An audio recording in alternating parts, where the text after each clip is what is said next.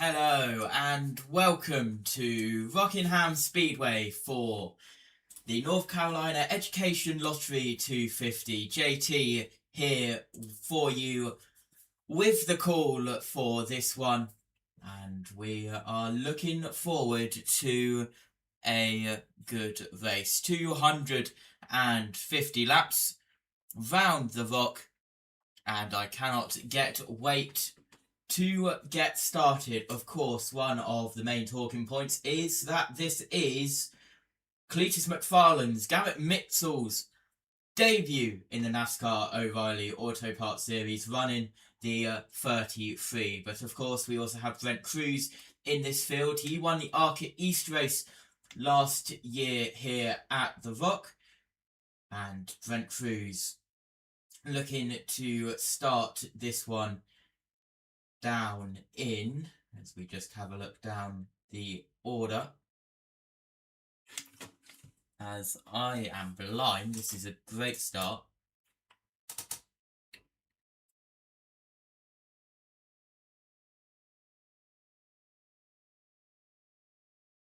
This is incredible scenes. Anyway, let's go down and speak to him. Driver. A lot, and I'm grateful it's been consistent with Joe Gibbs Racing. We won the ARCA race here last year. It was cool to get to watch that earlier this morning, but we have a super fast number 9 coming on board again. We had them last year when we won too. So yeah, looking forward to today. It's going to be hot and it's a long race and I'm excited. So I thank the good Lord above for keeping us safe and ready to go out there and give it all we got. He's qualified top 10 for every race so far this year and starts 10th today. So 2 top. And that is why I could not find. Where he started, as I do not know what has happened with my microphone, so having 2 activated at once. Obviously does not like it. There we go. The reason that I could not find him was because I was looking for the 14 car for some weird reason. Of course, running the 19 car, I can confirm that. Do not look, right? Do not look for a car number that isn't actually the car number, because then you won't find the car number, believe it or not. As we do have, in a moment of seconds, pre-race ceremonies, the parachute teams dropping down with the 250 anniversary flag falling down on the grass on the front straight away.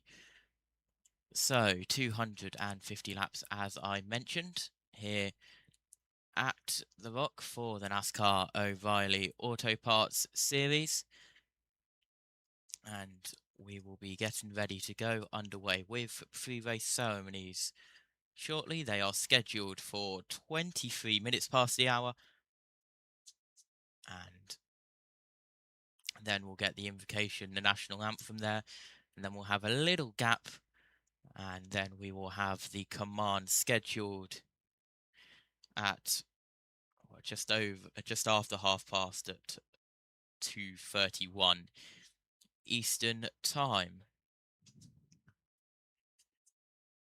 Green flag is in around 22 minutes for the North Carolina Education Lottery 250 here at Rockingham Speedway for the NASCAR O'Reilly Auto Parts Series. Of course, had the trucks last night and ARCA East earlier on. And Cletus McFarlane picking up a top 5 finish, finished in 4th. Did Cletus in the ARCA race earlier on. That was run at 125 laps. This is double that, 250. So Cletus will have to get used to that. But he said he's been looking good, and I quote it from an interview earlier on: anything better than last is a win for me. So we will see how that one goes.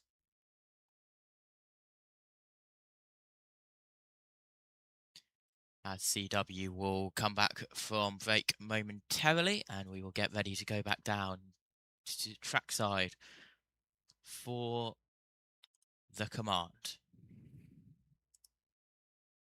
And also we will have Jack joining us soon for this race. He's just getting ready behind the scenes. We'll bring him in after pre-race ceremonies.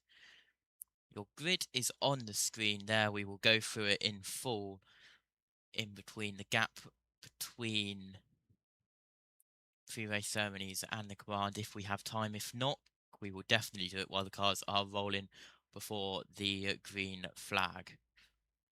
And you can see that on your race control messages, you can see all the driver changes that have been happened. That is from the ARCA drivers to the NASCAR drivers, as all of the timing screens have changed over, and hopefully we shall get the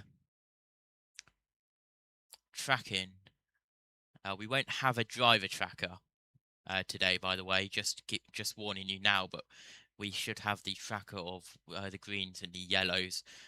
Hopefully that will become active at the bottom of your screen there. Not yet become active, but yes, no live driver tracker. There never is when there's no NASCAR Cup Series in town. Of course, this is a standalone event with the NASCAR Craftsman Truck Series and the NASCAR O'Reilly Auto Parts Series. Cup Series are taken an off week for Easter. Of course, the Cup race will be back at Bristol next week for the Food City 500. And we'll also have the O'Reilly Auto Parts Series and the Craftsman Truck Series there. Craftsman Truck Series Friday night, Saturday night for the O'Reilly Series, and then Sunday afternoon race for us in the Cup Series before we head back for the night race later on in the year. But let's get ready to go down to the track and pre-race ceremonies. We are just around 60 seconds away, give or take. So we will wait to go down for those pre-race ceremonies for the North Carolina Education Lottery 250. Of course, it's an all Chevy top 5. Then we have our first Toyota, then Chevy 7th, Toyota 8th, Chevy 9th, Toyota 10th, then a Chevy 11th, 12th, 13th, before a Toyota in 14th, Chevy 15th, Toyota 16th, Chevy 17th, a Toyota in 18th, then it's Chevy 19th through 27th before we get our one and only Ford in this field today, and then 29th through 38th. All Chevys for this 38 car field to take on the Rock. And of course we do have the qualifier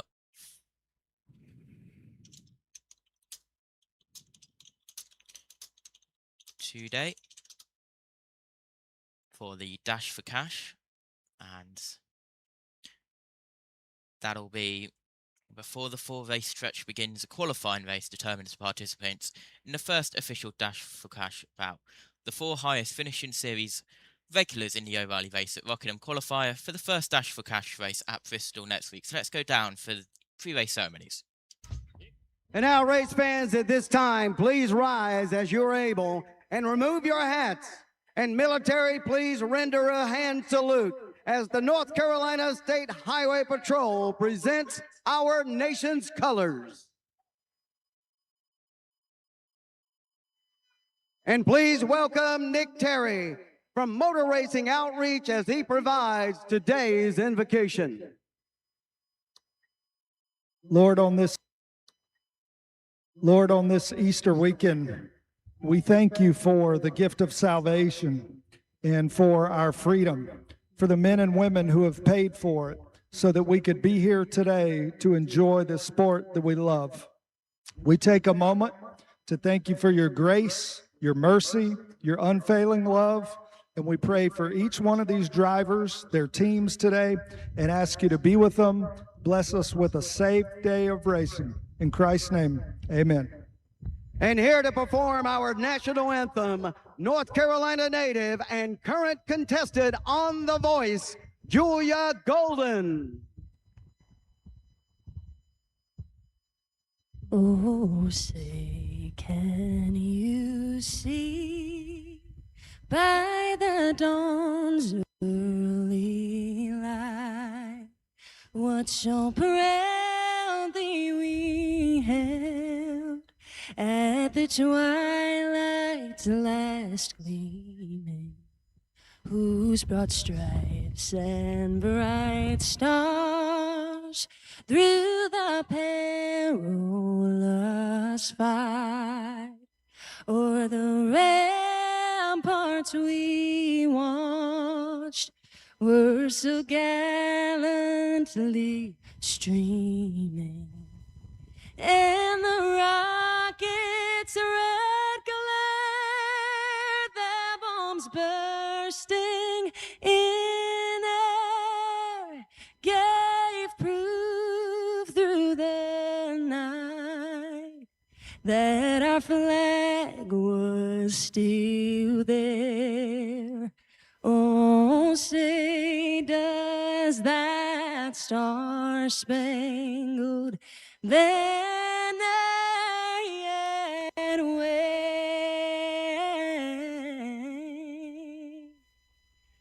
o'er the land of the free and the home of the brave?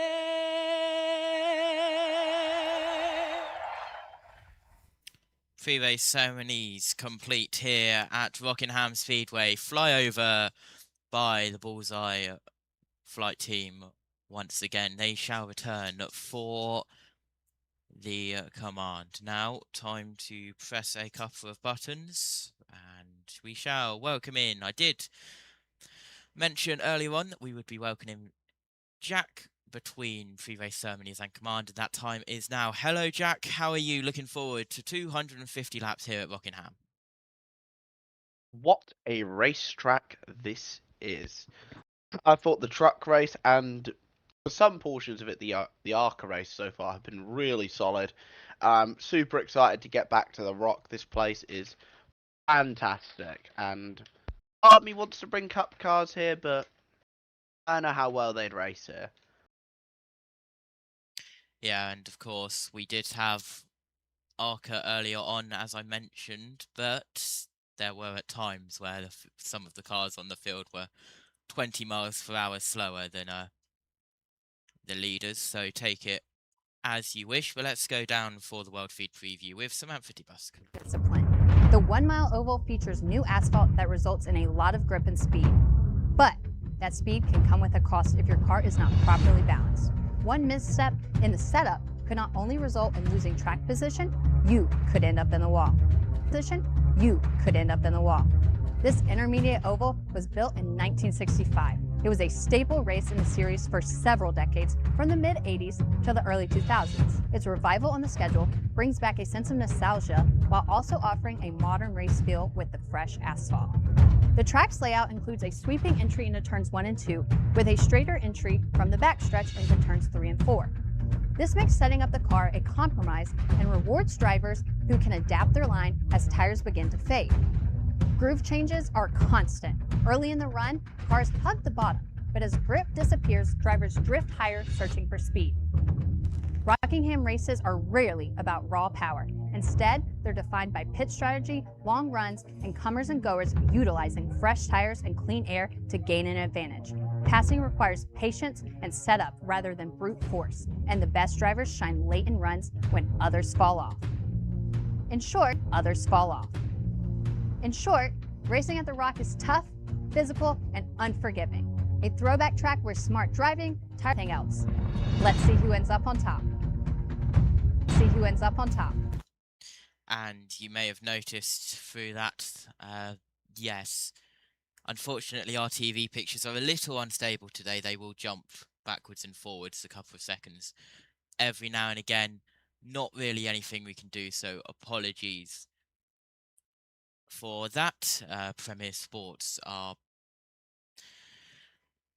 putting the rugby first over NASCAR, so no NASCAR coverage on Premier Sports, unfortunately, today. But at least we have some TV pictures, even if they are going back and forth. We are just moments away from the command, so while we do that, Jack, just quickly coming to you, but let's go down before for the O'Reilly intro. You've heard one term, and that is high speed. This place is incredibly fast with the repave. It feels like you're absolutely blasting around this racetrack. It almost feels like a roller coaster ride. Jesse gets Oh, the 16 sputter. Oh, big wrench behind. That is super aggressive. Look at it sideways a little bit. What a tremendous and triumphant. It's a little bit. What a tremendous and triumphant return for NASCAR back at Rockingham. It's a place that has produced so many wonderful moments in the history of NASCAR. A gorgeous, albeit warm afternoon here in North Carolina. The fans having an absolute blast here at the Rock. And as we look at the field here today. Absolutely. Jack, we shall now come to you as we look at the field. There is Vetslav, but I mentioned it a little bit earlier on. Cletus McFarlane, Jack. O'Reilly Auto Parts Series debut. Got a 4th in ARCA. He's looking for anything but last, as he will count that as a win. That is a win for him. Because he'll be doing better than he did in his Truck Series debut. I hope he does well. I think he should do all right, to be honest. But I think if he finishes, that's going to be a win for him. Yeah, absolutely. We are moments away from the command. Drivers are in their cars. Carson Quaffle, of course, led a career-high 47 laps here last year. And the countdown for the command is on. So let's get ready for the North Carolina Education Lottery 250. And let's go down trackside for the command at Rockingham. And now, race fans, it's time for the most famous words in motorsports. Here to give the command, please welcome once again North Carolina's Education Lottery Lucky E Reward Second Chance Drawing winner, Christine Bird, and her guest, Nate Bird.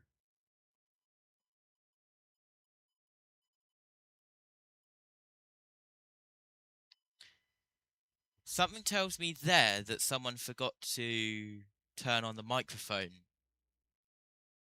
for the people who gave the command. Because I don't know about you, Jack, but I heard nothing. Drivers, start your engines. There you go, I did it. Thank you, Jack. Engines are started. Drivers getting ready. I already did it from the Vegas guy. Anyway.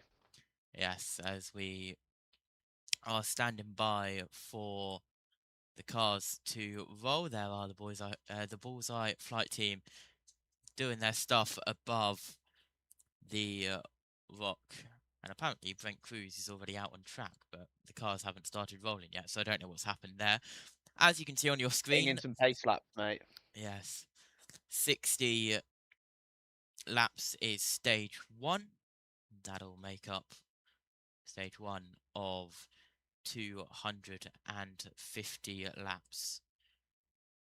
And then we have later on stage 2 and 3, which is stage 2 is also 60 laps, stage 3 is 130 laps. We will go through the grid momentarily, but currently, just to let you know, Green, Gase and Smithley are to the rear for adjustments, as the crowd looking to watch the start of this race and get ready for the cars to roll off the grid. Even though it was an ARCA race, Jack, it was a very good crowd for the ARCA race, and now it's filled out nicely for this O'Reilly Auto Parts Series race.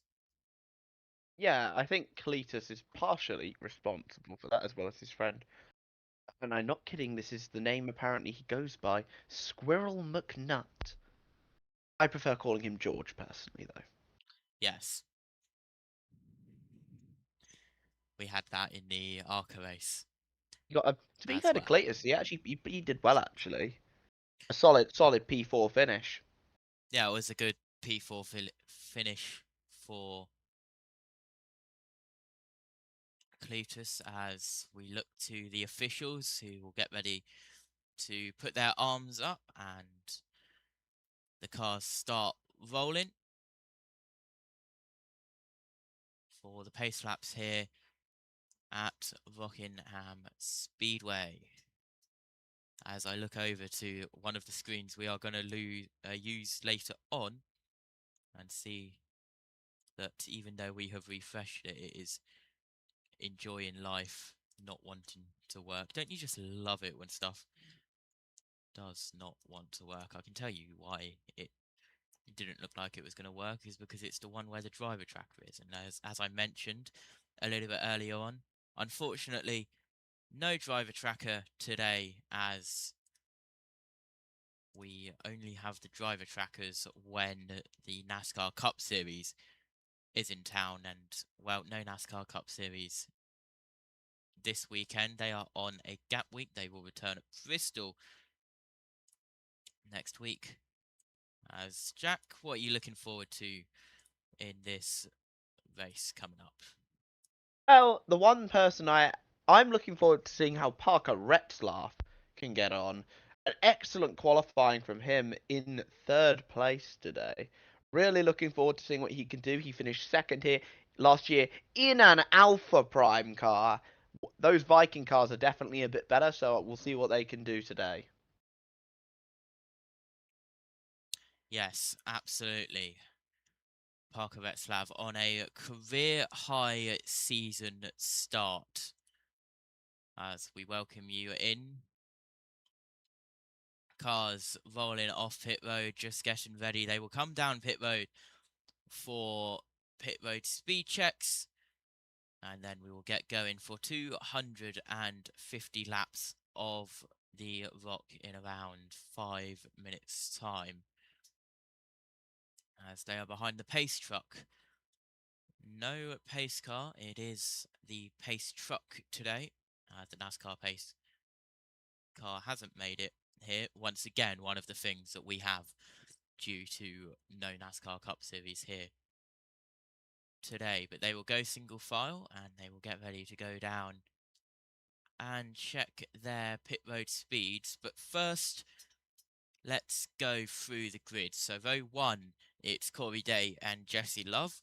Row 2, as we mentioned, Parker Retzlaff and Justin Allgaier alongside.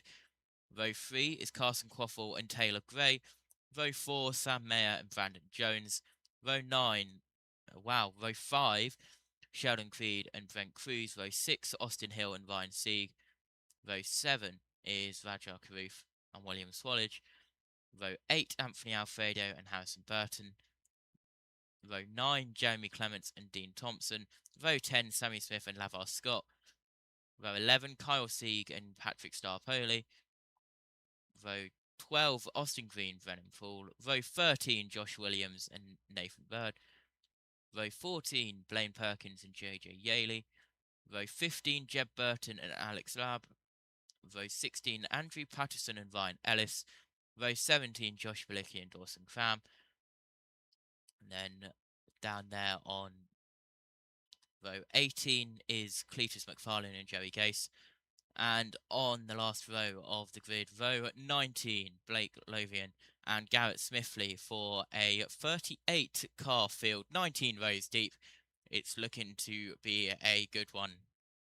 Blue skies here with broken clouds, but it's good to see the sun shining down on the Rock as we get ready for the cars to get back doubled up, ready for the start. They have just completed their pit road checks.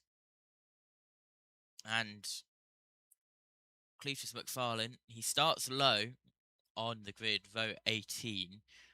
He'll be on his own since Joey Gase is to the rear, as we mentioned. Same with Garrett Smithley, but he was also already to the rear. It's going to be damage limitation, just try to get to the finish, not get involved in any drama. And what we've seen, I believe it was the ARCA race at Daytona, Cletus was very good at avoiding wrecks, wasn't he, Jack? Yeah. To be honest, there's a lot of unexpected faces today, actually. I Yeah. think will be up front. Because Rockingham, I mean, the run that these guys have had to go through is kind of nuts, let's be honest. I mean, look at the truck guys, for example. You've had Daytona, Atlanta, St. Petersburg, and Darlington is your opening run. As a rookie, that is brutal. We saw Cole Butcher perform really well yesterday. So, see what the rookies can do. Speaking of rookies, time for Corey Day to lead us to green. Absolutely, and we will come to the starting screen. We won't be on it a lot because it is logo central, as unfortunately no driver track, we've had to fill some space, and that is a perfect time for the TV pictures to freeze. This is why we like when Premier Sports are doing the coverage. But here we go, we are coming to the green on board with Cletus McFarlane through the restart zone, and the green flag is dropped, and we are underway. Day leads round the outside, Love on the inside, and Dave sweeps right round the outside and immediately takes the lead and pulls a gap, already a car length as we go down the back straight. Going down in towards turn 3, the top 2 have already broken away a good 5 car lengths. As third is on his own, that would be Justin Allgaier in 7 car as we make our way across the line to complete lap 1. Day has absolutely flown by and has already amassed a 5/10 half a second lead as we head now down the back straight.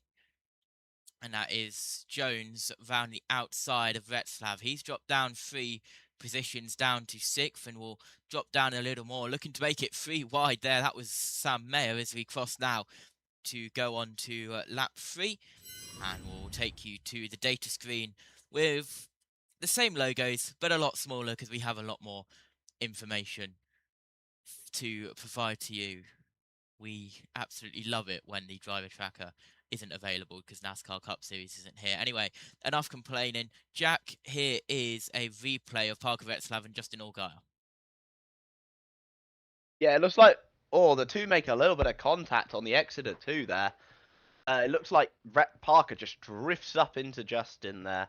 And that's why Retzlaff's been losing time for a little bit. And we've got someone down on the apron, I think. That is Cletus McFarland, who is slow. I don't think that's his actual speed. I think he might have a problem here. That's unfortunate. We are on lap 5, so we still have not yet made it past how far he got in the truck race. And he's loose. Oh boy, is he loose through turns 1 and 2, Jack. He's having fun out there. I'll give him that. He is having a lot of fun out there. But hopefully, it looks like he's doing all right now. So he looks like he's got the car somewhat up to speed now. Here's a replay. Yeah, here's what happened. Did he have a little bit of a moment? Oh, he was 3 wide. Yeah, he was 3 wide and got loose underneath him. It was underneath Josh Balicki. And he just loses the air. You see that happen with all sorts of drivers.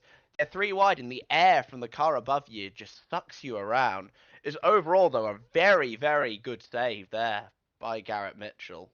And he was lucky to not hit the wall there because he got very close to it. The car snapped back on him, but he was unable to keep it in, well, relatively the one direction as the cars come across the line once again. This is side by side. Jeb Burton and the 48 of Starpoli. Starpoli round the outside. And Jeb Burton trying to go up the inside through turns 3, but Starpoli defends that position well and just stays on the racing line.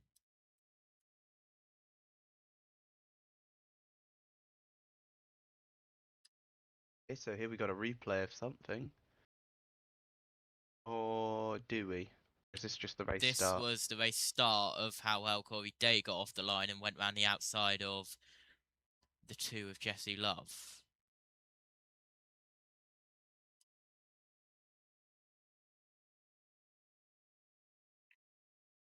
As we're now looking at that 17 of Corey Day. Now an 8/10 lead out the front. We're already on lap 10, by the way, of this race. 60 laps the first stage, as we mentioned earlier, then a 60 lap second stage, followed by a 130 lap stage 3. Corey Day, by the way, has been very impressive so far, bar the repeated incidents, we will call them. Since Kota, he's been running really well. He's got like something like 5 consecutive top 10 finishes. Very solid rookie season so far for Corey Day, and he is showing why he has that speed. As we are watching, no, we're not watching Austin Hill. Never mind, we're watching Austin Green get to the inside of Josh Balicki. And now he's being chased down by Alex LeBay. Nathan Bird goes to the inside of LeBay here. This is my favourite type of racing, where it's the guys who aren't up the front. The guys who a lot of people don't know about. Alex LeBay obviously used to race here full time. Kind of sticks to more of a part-time schedule nowadays. He got Austin Green in his rookie season, coming over from the world of Trans Am. And obviously Nathan Bird, who does a bit of everything, if I'm honest. I can't really work out what series he runs in full time based on his Twitter profile, because he seems to run a mix of like open wheels, GT cars, sprint cars. I don't know. It's cool to see him around again. Yeah, absolutely. As we're now working lap 14, and here comes Jones straight up the inside of Mayer to take 7th place away. Brandon Jones already cleared. That was a good move there. As now we have side by side. This is Brent Cruz and Creed. Cruz trying to get past Creed for 9th position.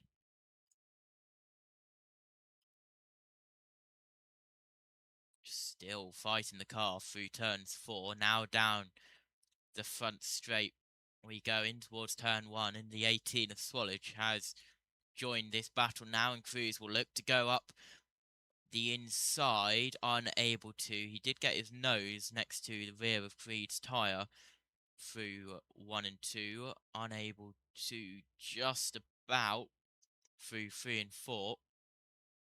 As Cruz trying to get further up the field past the 00 of Creed, as we continue working now lap 17 of 60 in this first stage.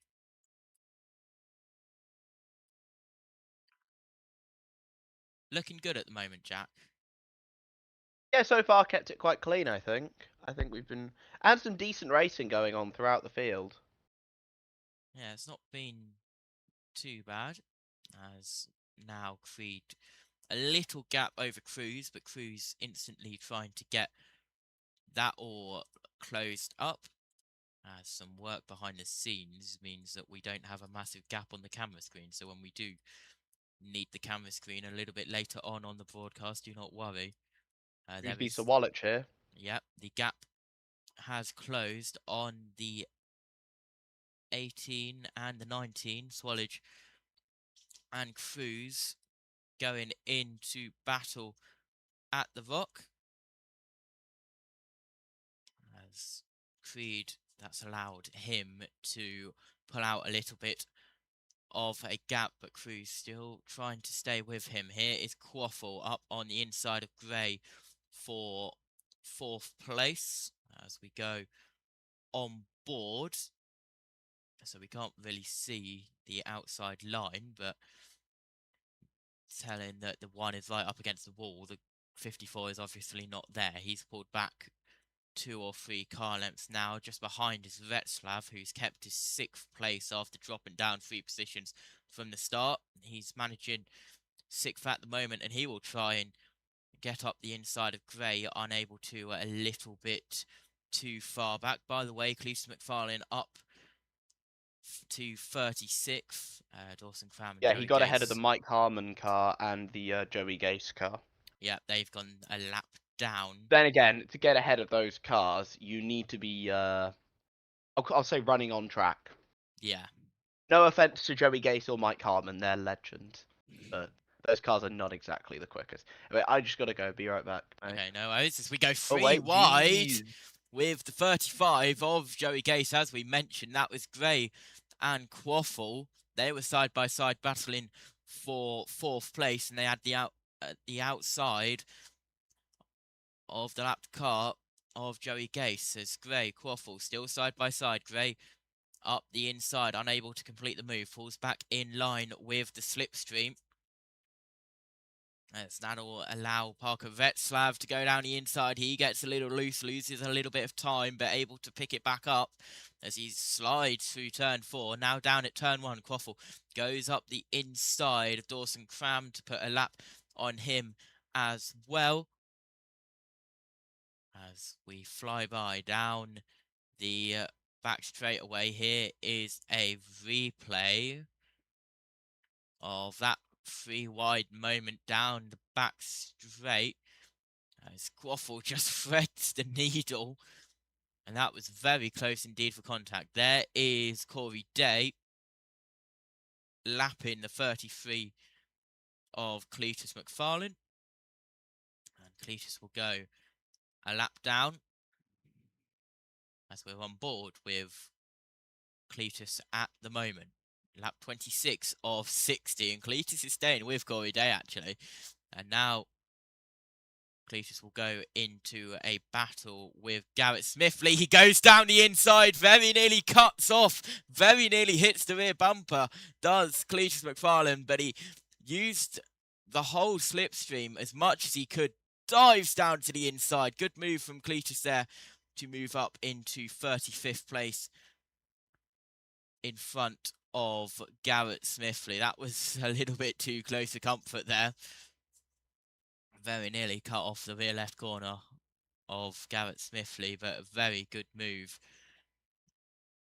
there as we're back with the leaders. Day 1.5 seconds in front of Jesse Love. Allgaier 3rd, Quaffle 4th, Gray 5th, Retzlaff 6th, Brandon Jones 7th, Mayer 8th, Creed 9th, and Swallage rounds out your top 10. But we've got a battle inside that top 10 as here comes Brandon Jones up the inside of Retzlaff, and now we cut to Quaffle trying to get round the outside of Allgaier. They slip up the inside of Garrett Smithley, who gets lapped by those 2 cars, and now Quaffle will dive to the inside, and he's alongside and through on Allgaier. Quaffle up to 3rd, Allgaier down to 4th, but Allgaier was near on pushing him down the back straight, and Quaffle pulls the gap, and now there's 2 or 3 cars length. Now back to Gray and Retzlaff. Retzlaff in 6th, Gray in 5th. Brandon Jones is caught up once again. Brandon Jones, it's been a good start from him. Same can be said for Corey Day, who has pulled 2 seconds now. An extra half second on the lead. As my Alexa suddenly goes off. I don't know when I said her name, but there we go. I relate to this heavily. Yes, as I get her. I don't even use it. Yes, as I get her. I'm not sure how to help you with that. It's like, well, I'm commentating an NASCAR race. I don't think you can help. As we have Allgaier around the outside of Quaffle. Maybe. Allgaier around the outside of Quaffle down the front straight. Gets the position back, but here comes Quaffle straight up the inside.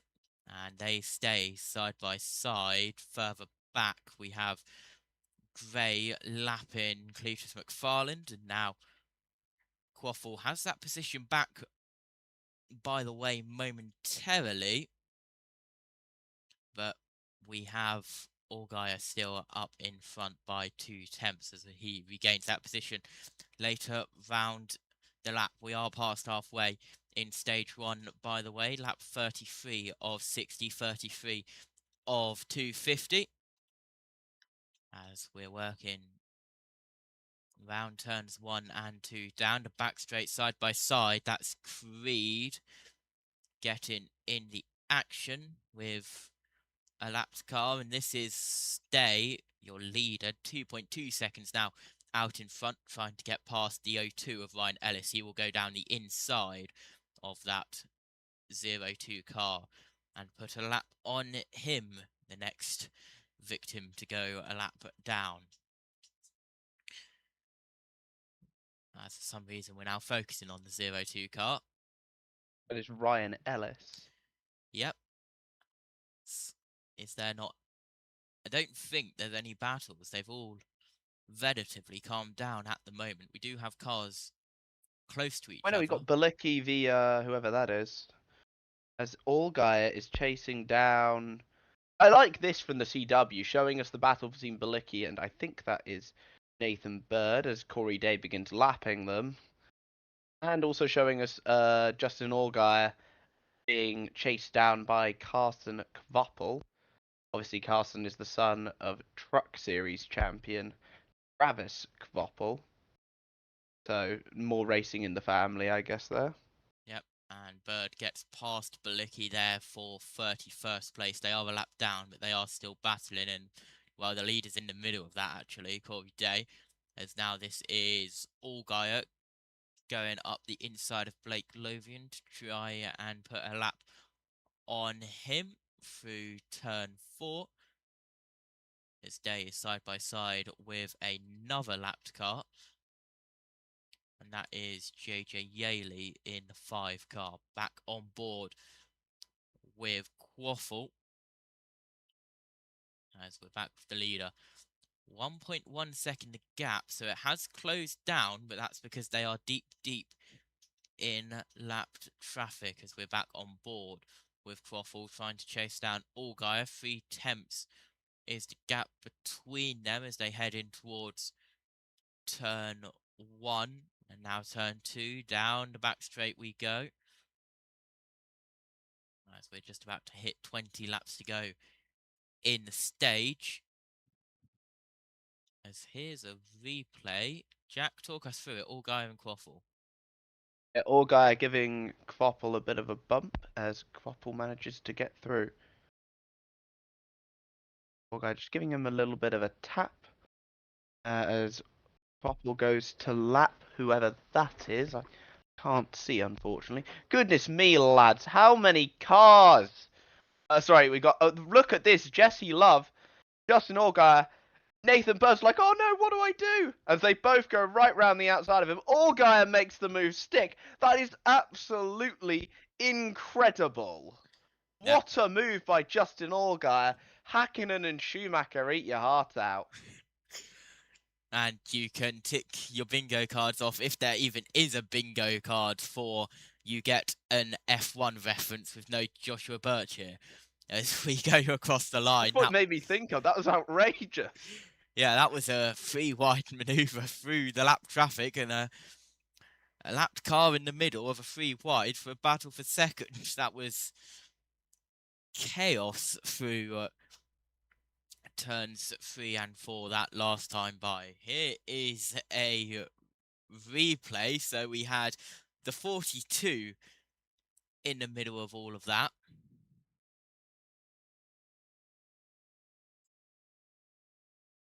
Yeah, Nathan Bird was just like, what do I do, man?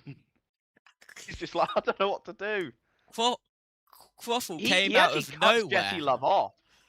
He actually cut Jesse Love off. Yeah. But he also had the 7 above him. He didn't really... I don't really know what he could have done there. There's a battle going on here between Creed and Sir Wallich.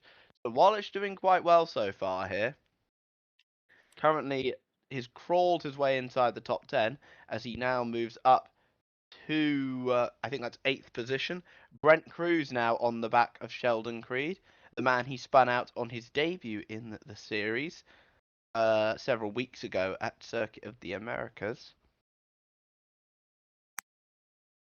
Yeah, and you've got Ellis just on the outside, a lapped car, seeing all of this play out. Here comes Day up the inside to lap another car. That is the 35. So that'll be the second lap now put on Joey Gase.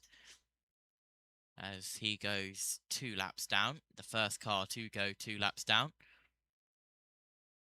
As now we look back at Cruz and Creed. Cruz going up the inside of Creed. They're side by side going down the back straight. Door to door. Cruz still side by side as they head in towards turn 3 and 4. Cruz on the inside. Creed on the outside, and Creed gets the drive off of turn 4 and takes that position as he tries to defend from Cruz, as we are lap 47 of 250. And this is Love and Gray, and now this is Day with Jeb Burton, as we're now on lap 48 of 60 in the stage, on board with the Celsius car. Looking in Jordan front. Anderson cars not looking quick at all today. No, I'm going to be honest. It is not. Corey Day just in front. Sam Mayer, by the way, very unhappy with his race car right now. He's dropped all the way to 19th. Not happy at all. Also, I just found out where Reed Sorensen spots for Josh Williams. For those who've been watching NASCAR for a longer time than I have, you might remember Reed Sorensen when he ran in the Cup Series. Caution, 55's Oh! round. Loki, oh my god. That was close. He came down the track and the car very nearly collected him. If it was Cletus, then add another mark on the avoids the wreck tally. Yeah, that was Blake Lothian, I think that is in the 55, who just went around there. Caution is I think this is his out. O'Reilly Auto Parts debut, if I recall correctly. I could be wrong. He might have done a race before. As I quickly rush to try and get the onboard camera of Cletus McFarlane up to see if that was indeed. I think it might have been. It was a red car, that's all I recall. Yeah, there we go. Blake Lothian going around in the number 55 JBMotorsports car. Okay, the chat on Cletus McFarlane's onboard is going crazy. Okay, so he goes around. Loses it. And he. This is why. Cletus McFarlane, watch out! That's not even Cletus's fault as well. It's Blake who doesn't know what holding the brake means.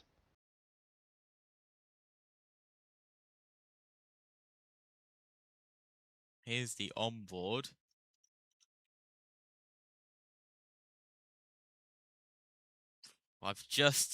That was very close. I don't know. Let me share my screen. I want to hear the radio on that. And let me share my screen on Discord so you can see that. Look at how close. You've got it on CW now. Was there even a touch on the back? I think he might have caught him, you know. Yeah. But let me see you on the onboard because I haven't seen it.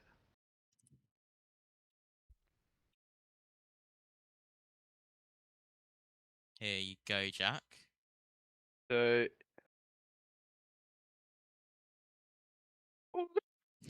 Great reaction to that from Cletus. That was incredible reaction from Cletus. As we have what's the viewership like on that stream? What's the viewership like? 36,000. Jeez. Let's go down to pit road.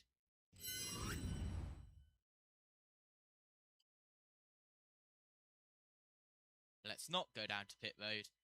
I guess not. CWO on ad break. Incredible. Absolutely incredible. So, Day comes out of his pit box. And Creed just getting 4 tyres and fuel as well. And he exits his pit box. Love, his car still being worked on. As they come out of pit lane, and Love takes the lead, actually. Love gets the whole shot out of pit lane. And overtakes Day, so Love is your winner of the race off of pit road.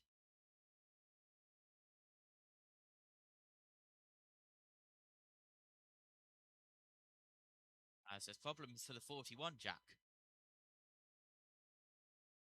Yeah, he was very unhappy with his race car. I assume that's why they're adjusting Mayer, who's typically good at these types of high-banked, short ovals. Very good at Iowa. It's one of his best tracks. So, yeah, obviously just getting those adjustments in to see if he can improve. Yep, and he exits and will head out of pit road. And we'll hopefully get out there. Here's on board with Cletus McFarland,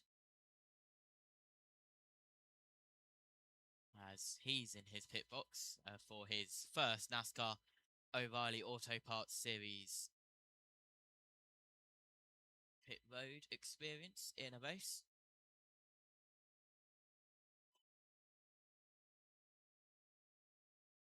Back on board with Jesse Love, I believe that is, in the Arby's car.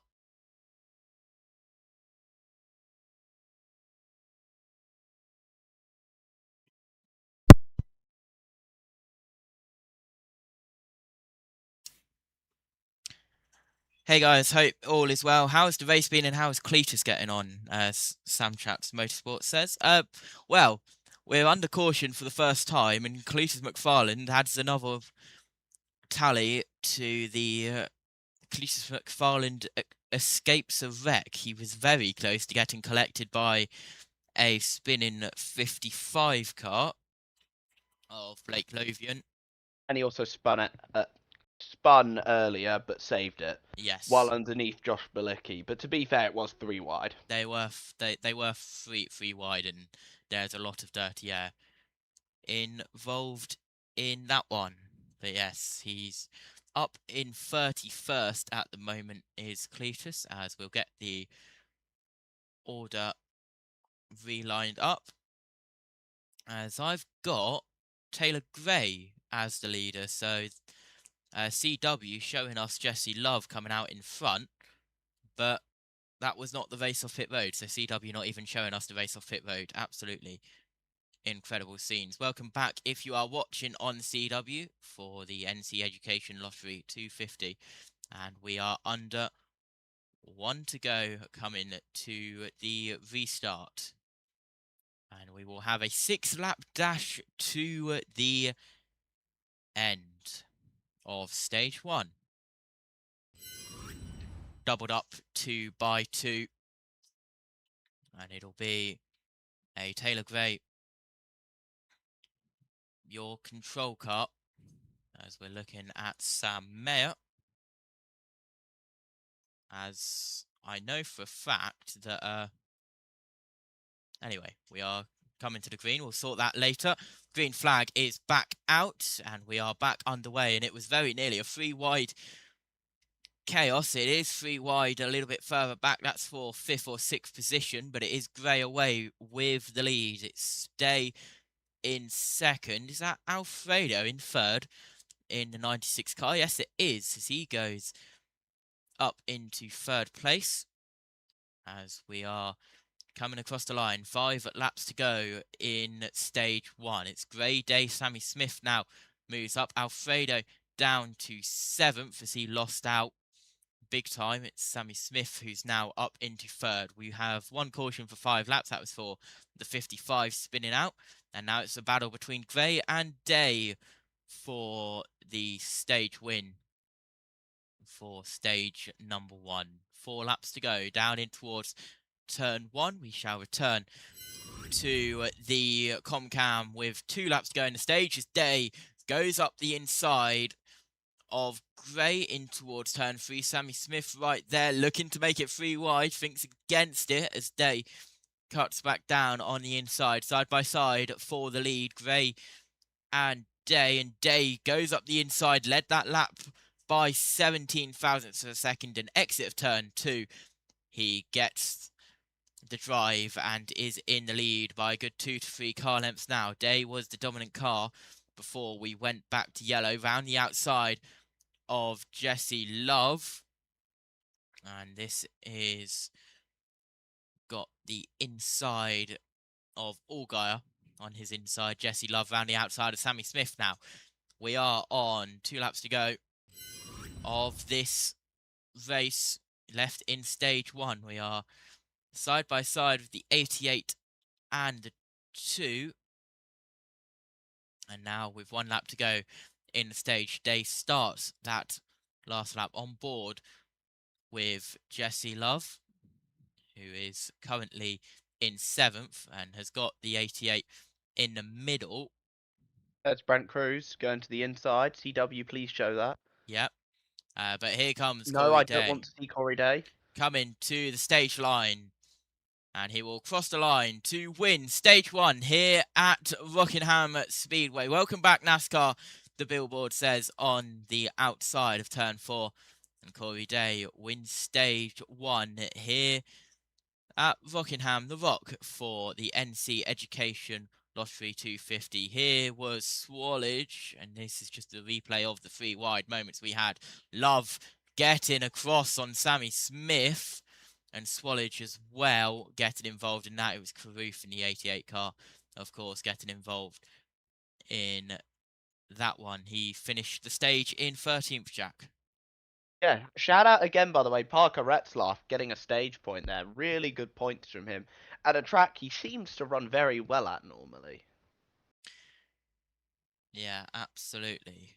As still, even though we were under green, there was no audio coming from our pictures, so I wonder why that's happening. But anyway, we shall just go on, and as USN say, we shall press on like a lead nail, as we have Final 4 coverage coming up on that. So after this, you guys might get to sleep after this. I've got Final 4 of March Madness to do on the scoreboard, and you love to see it.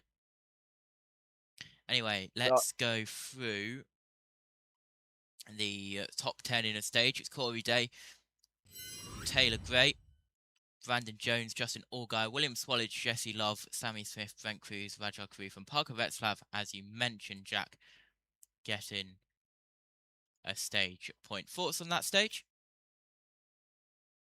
Somewhat quiet, but some solid racing throughout the field. Also, it's just been confirmed that Sam Mayer is on pit road swapping out whatever the MSD box is. Apparently, they're swapping that out. Corey Day, by the way, is the 100th different driver to win a stage in NASCAR. Not too bad. Not too bad at all. Okay, so hopefully we should have audio for pits when we come back, as we just have to change some servers over behind the scenes. So, still under caution here for the North Carolina Education Lottery 250. Perkins is the free pass, by the way, if you are keeping track of that. He is in 27th place, as we get ready for the cars to head back down pit road, and the 41's back in pit road, Jack, with those issues. Yeah, not looking good for Sam there. He was looking to get a solid day running. They've got a mechanic actually in the car, by the way. Interesting. Yes.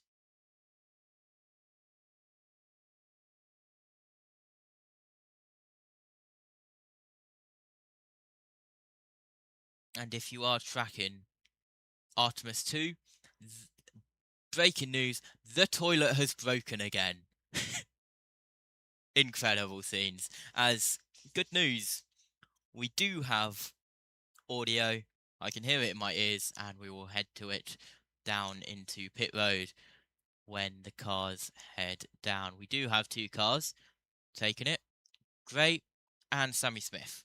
Stage 1 and was bummed to not get the stage win. Said he had a moment in turn 1, but would have liked to get that extra point. Still got 9 there at the end of stage extra point. Still got 9 there at the end of stage 1. Said his biggest concern was they just felt snug on corner exit. So it looks like maybe just an air pressure adjustment. 4 tires and fuel for the 54, Kim. Sammy Smith making his first stop of the day. They had actually intended on stopping at lap 51, that caution with everybody else, but Corey Shea called him in too late. The crew chief apologizing for that, but telling his driver, you hung on great. Their wedge adjustment you see right there. Well, you got to be thankful you got stage points because you lose all that track position now as everybody else stays out. Let's go on board with Jesse Love. This is high side. I mean, good night. Putting on a show. Just hang on to that thing. Stage 2 coming up. Stage 2 coming up indeed. Jack, thoughts on what you're looking out for in Stage 2? I think drivers to keep an eye on, once again, Corey Day. I think Carson Koppel's probably one to keep an eye on. And I'm going to go and say Parker Retzlaff again, one to keep an eye on today. He is definitely... So, some big team, please give him a ride. Just please. He deserves it. Maybe if Jesse Love goes to Cup next year, maybe he gets that RCR ride. I don't know. Maybe Carson Brown gets it. Yeah, no, Carson Brown's going to get it instead, actually, isn't he? Probably, yeah. And he survived one stage. It just got 2 stages left to survive, Jack. Cletus McFarland. Yep, 2 stages left, Cletus. You've nearly annihilated yourself out of the race twice. So, and it's not the last we'll see of him this year either, as far as I'm aware. It will not. And by the way, back on lap 38, I've just seen Corey Day, who at that point led all 38 laps so far, his most in a single NASCAR O'Reilly Series race. His previous high was 37 laps led last week at Martinsville. So already Corey Day, who's still in the lead of this one, breaking records. And it's the ignition box that is being changed on Sam Mayer.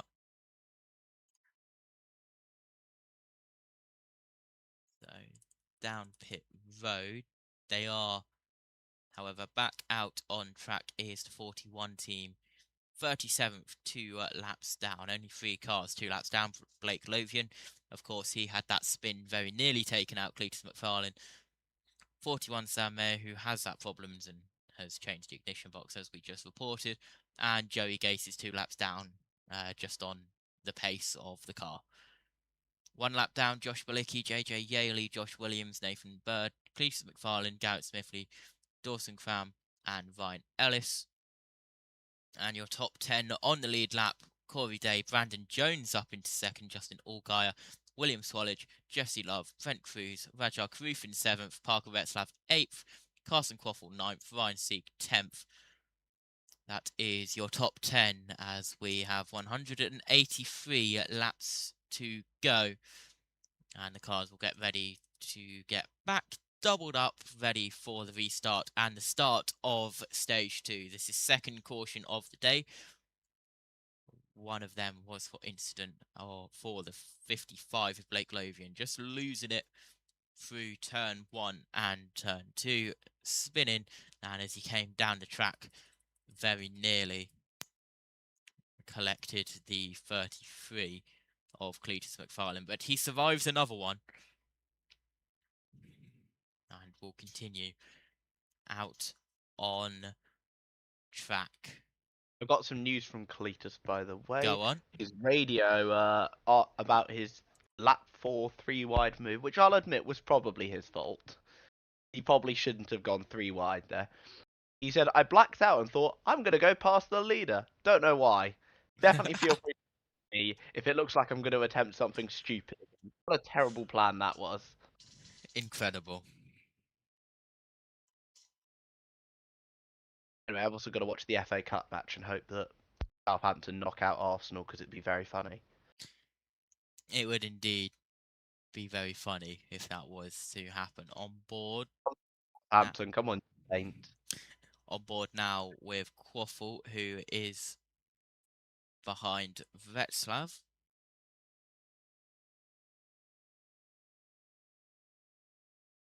And we're working lap 68 of 250 now. Lap 8 of 60 here in Stage 2.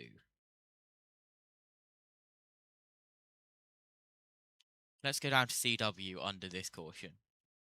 ticket on a train when you're running fast. I understand that. That's what I told those state patrolmen. I said, next time the safe way is the train, man. They did give me a coin and said to hand it off next time I got stopped for speeding, which will probably be on the way home. I just imagine the look on the people's faces when they get off the train and Kyle Petty's trying to take a selfie with them. That's right. Is that Kyle Petty? Kyle Petty? I'll say this. I've been in police. Hey, I was begging them to take selfies with me, man. They don't know who I am. 3-time Rockingham winner, Kyle Petty. You know, I've been in police escorts with Kyle, and he nearly got a speeding ticket in the police escort. He also had a slight flex with the helicopter mentioned there, of course. But I've taken a train to Yankee Stadium on the Yankee Clipper, but if you told me there was a train that brought me to a racetrack, I might have been in heaven, by the way. That sounds so...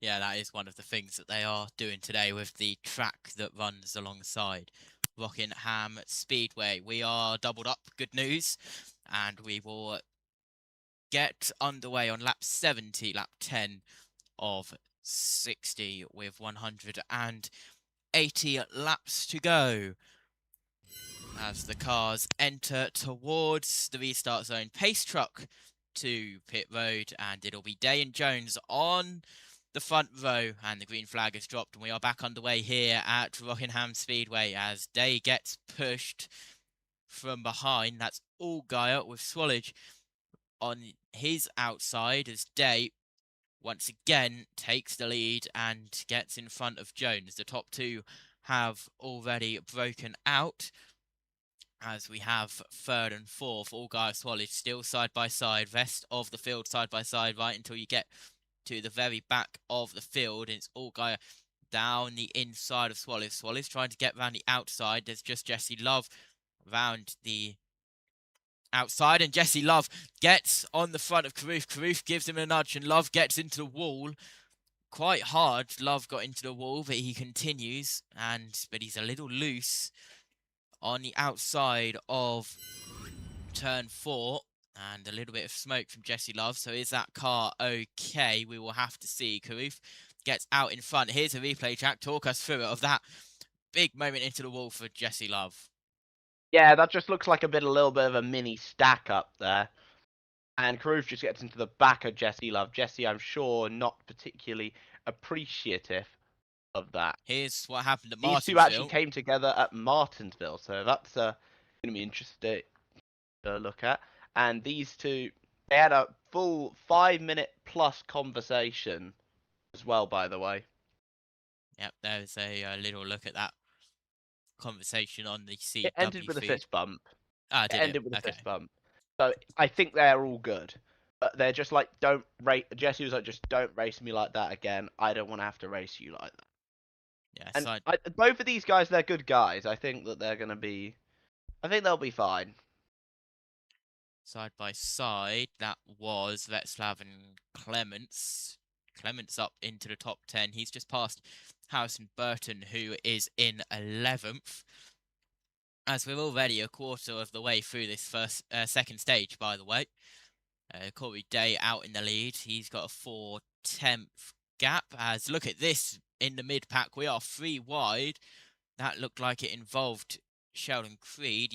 No, the 87, correction. Austin Green, that is.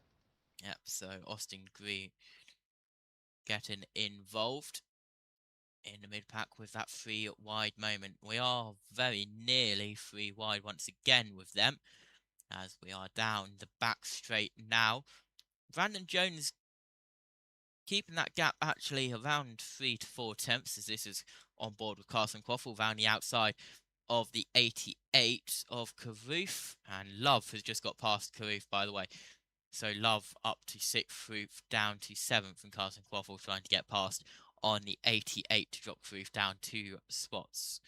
As we're on board with the rear bumper cam of Carson Quaffle, looking back to Clements, who's already made his way up to 9th, as he's just passed Vetslav, and that is the 25 car down pit road. Sorry, the 26 car down pit road. Dean Thompson, as it moves away from the pit wall, you can see that it, the bottom part of the number that it was covering is a 6, not a 5. So Dean Thompson down there in pit road. That just looked like a normal stop to me. Didn't look like there was any issues there. As we're on board with Jesse Love. Going down in towards turn 3. He's currently running in the 6th position.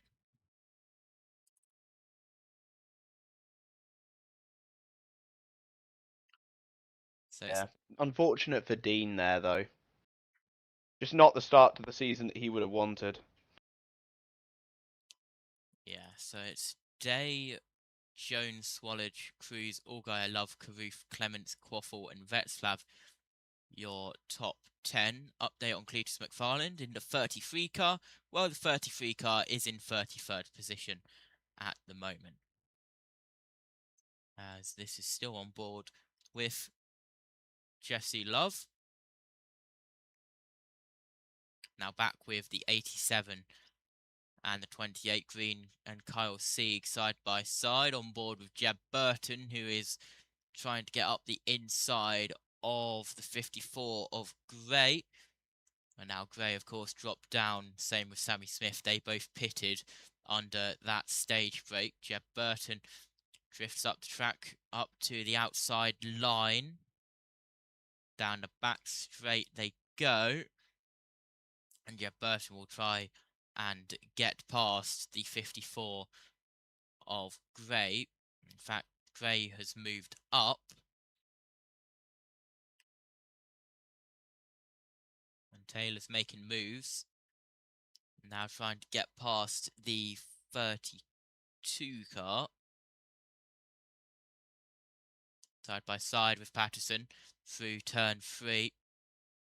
He's currently 20th. He started 6th, but of course he pitted in the stage break, so he's trying to get back up the field. But Taylor Gray completes the move through turns 3 and 4. Now we're back with the front pack. This is Clements, who's 4 seconds behind the leader.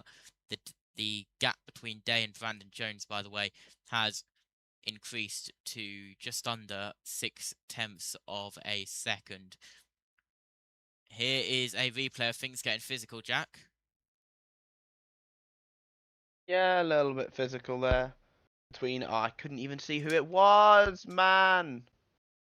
Adverts, because for some reason we are showing adverts from the CW on Kim Kardashian, someone who the public quite literally does not care about. I don't or know. Shouldn't care. I don't know what happened there, because that was the international feed, so we shouldn't get I'm adverts. sorry, I don't know who needs to hear this. No one cares about Kim Kardashian. Anyway, back to stuff that people actually care about, which is cars going around a racetrack.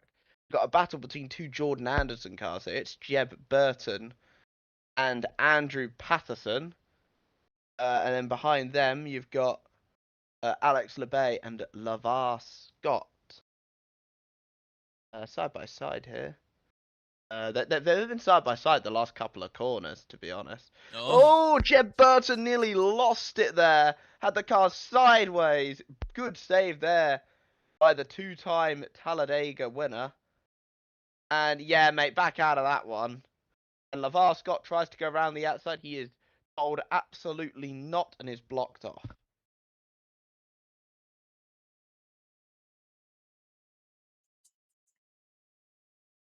Continuing now down the front straightaway to complete another lap.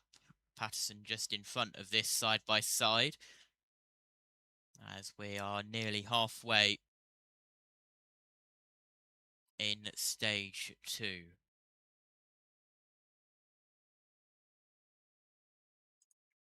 This is Clements and Carruth. This is 7th and 8th place. 9th just behind is Quaffle. And Clements is trying to get past the 88 car, and he will go up the inside. Tries to, gets contact on the rear left wheel of Carruth as they continue to go side by side.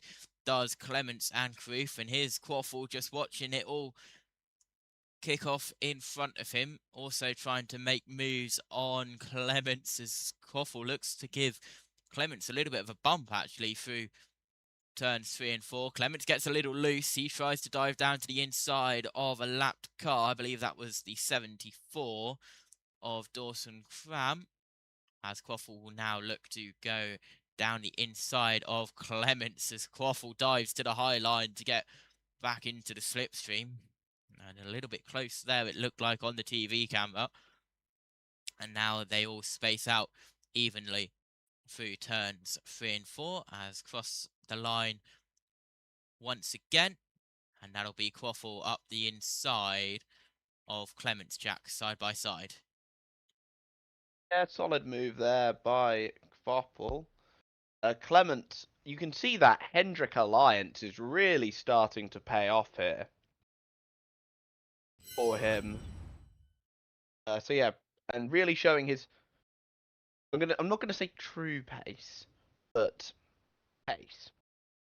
On board with Cletus McFarlane down the back straight we go as we are back with Clements and Quaffle. Clements in 8th, Quaffle is in 9th. As Quaffle trying to look to get through, unable to at the Fortune's moment. out apparently.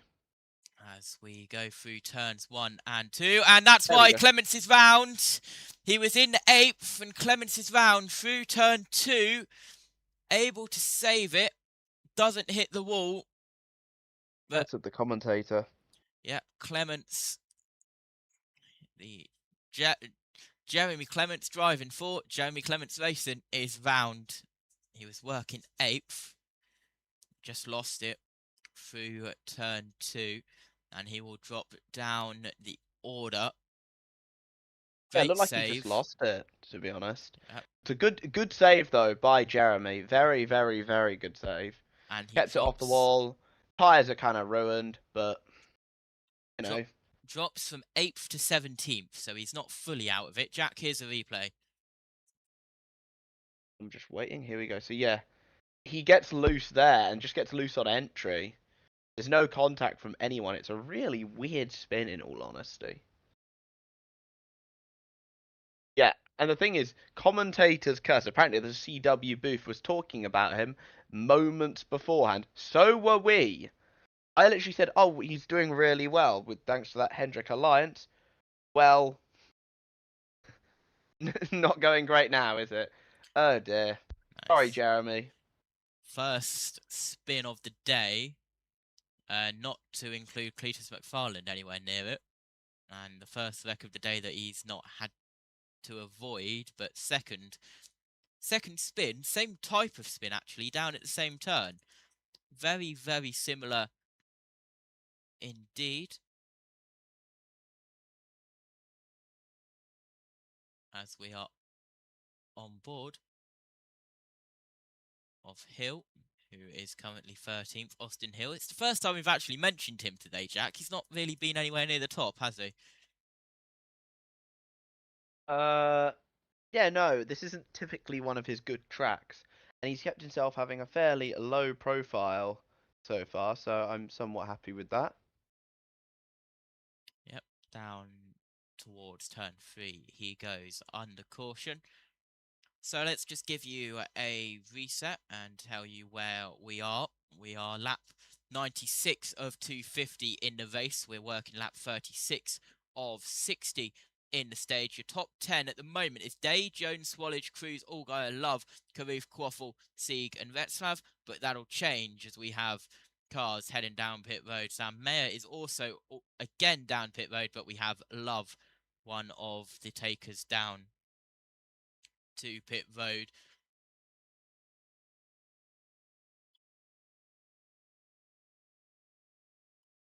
As he will pull round into his pit box.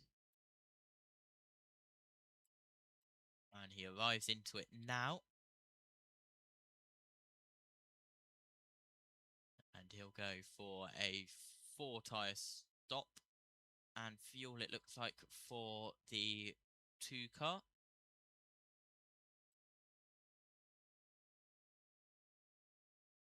And unfortunately, it doesn't seem like we're getting any audio from the international feeds that we're getting, because Well, I don't know why. We don't actually have Premier Sports here in the UK covering it. It is the rugby that they've got on instead, so we are just having to deal with the other TV pictures we get given from NASCAR media themselves. There is your order in full. This is our third caution. We've only had 2 lead changes, believe it or not, and this is our 16th caution lap.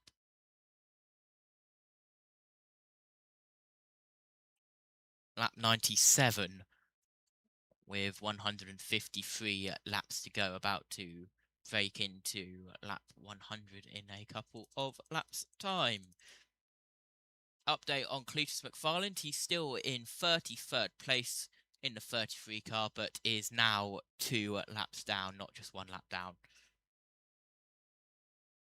Free pass, by the way, is Josh Williams. He was in 27th at the time of the caution.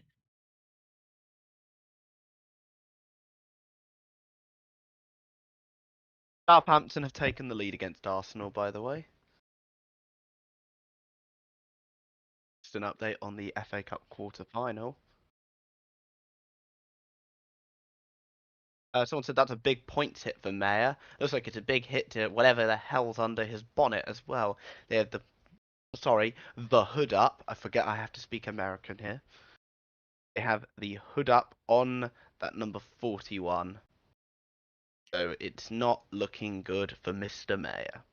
We will be going green with 20 laps to go in the second stage. So we are a couple of laps away from getting going, as we're doubling up now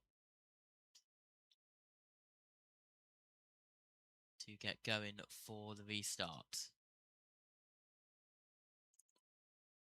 So it'll be Day on the inside, Brandon Jones on the outside, then Swallage inside, Brent Cruz outside on the second row.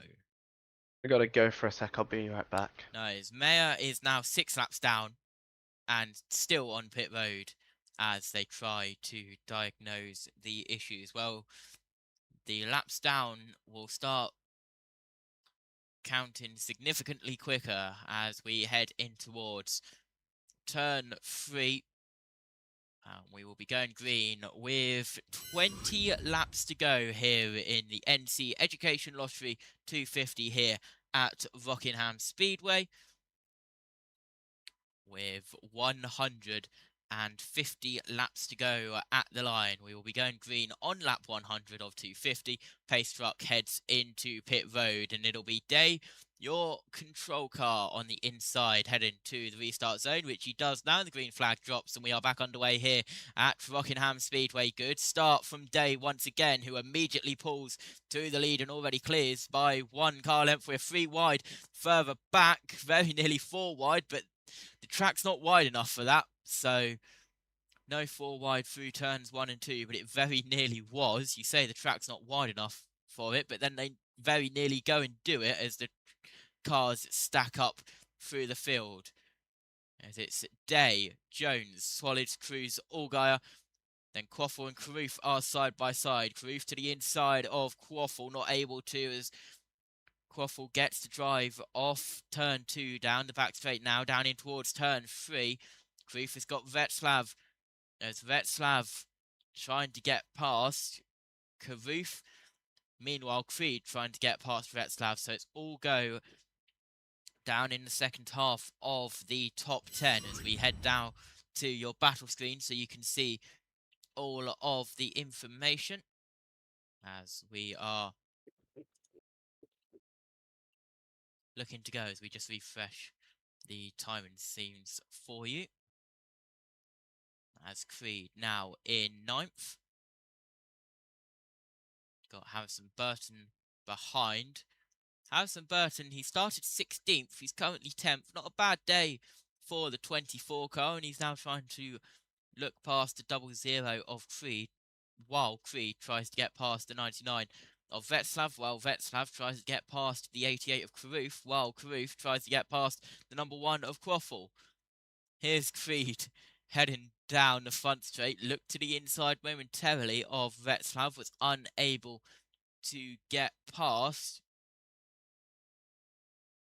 Update from Corey Day. Go on. Feeling pretty good. We're cruising. That sounds bad for the rest of the field. Yes, it does, and they are indeed cruising. They are already 7/10 in front. As here's Quaffle trying to get past Rajar Karuf once again. And Creed and Václav side by side. Now they're all single file. Karuf, Quaffle, Václav, Creed as they head down the back straight in towards 3. Now they are exiting 4, and Creed is trying to go round the outside, and they're going to make it 3 wide actually. As Creed goes to the inside of Václav. Václav goes into the inside of Quaffle. Quaffle drops down. Creed now to the inside of Quaffle. And just like that, Quaffle's from 8th down to 9th. As we cut away to Brandon Jones and Swallage. And this is Jones just getting passed by Brandon Jones down the front straight. And it looks like that the 3 wide moment between 7th, 8th and 9th has calmed down. As Swallage now up to 2nd. It's been a good day so far for him, Jack. Yeah, overall doing quite well. Cruz. But when did Cruz get into 4th? What the hell? He's trying to get past into 3rd. Let my boy cook. Texas spoke with Jeff Mendering, and he felt like they were going to be just as strong today. But that's kind of been the story of the year. They've had some flashes of speed. They just need to put it all together. They feel like they're actually even better than last year. They're actually even better than last year at a lot of these places. Just have had some bad luck and some bad circumstances. So just got to finish the deal here. And they're already further along in this race than they were a year ago. And the 18 has been pretty happy with his balance all day long, too. The one thing. And he started 14th. Now he's up to 2nd, is that 18 car. Cruz is up to 3rd as he passed Brandon Jones. And now Allgaier is looking to get past Brandon Jones. Allgaier will head down the inside. Looks unable to get there through 3 and 4. Now down the front straight in towards turn 1. And Allgaier will try to go up the inside once again. But once again unable to. Let's get a once again counter to see how many times I say once again, because once again we are 11 to go in the stage. Drinking game. Take a shot every time he says once again. That's his day. Want to know you'll be dead by the end of stage 1. Day is in the lead. 8 attempts behind his Swallage. This is Brandon Jones and Allgaier going to battle. As Allgaier on the back of Jones. Through the front straight we go down up towards turn 1. And Allgaier looks to go up the inside. Down through turn 1 and through turn 2. Allgaier gets his nose ahead, but Jones round the outside very nearly taps the wall. He is centimetres from that wall, is Brandon Jones. Down in towards turn 3. He keeps the position momentarily, but Allgaier is not letting him go. He'll pull to the inside once again through turns 3 and 4. There's a plastic bag floating down on the track at turns 3 and 4. And Allgaier, meanwhile, gets through on Brandon Jones up the inside through turn 1. Back with your leader, Corey Day, with an 8/10 lead now to Swallage. 8 laps to go in the stage. Jack, do you ever feel like a plastic bag drifting through Rockingham Speedway? Well, it's certainly a nice place to be a plastic bag, I have to say myself. I feel like a plastic bag drifting through the wind, but not often at Rockingham Speedway, unfortunately. Although I won't doubt it is a very nice place to be a plastic bag. Or to just be anywhere, to be quite honest. Or to be anything. But for Corey Day, let's just say it's been a good day so far. I'm going to keep making this joke. It has been and I love how the guy, by the way, Day. I just want to say, I love how the guy on the top of what they call the pit wall is named Adam Wall. Yes, and brilliant. It has indeed been a good day for Corey Day, as he's now surpassed 100 laps led today at Rockingham. Coming into today, He had led 46 laps in his prior 18 O'Reilly Autosport Series starts combined, as Brandon Jones is just in front. This is on board. Wow.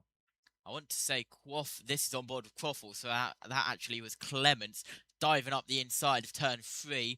Down we go through the start line, and Clements able to keep that position, but Clements gets loose, very loose through turns 1 and 2, drifts up and gets a massive snap through turns 1.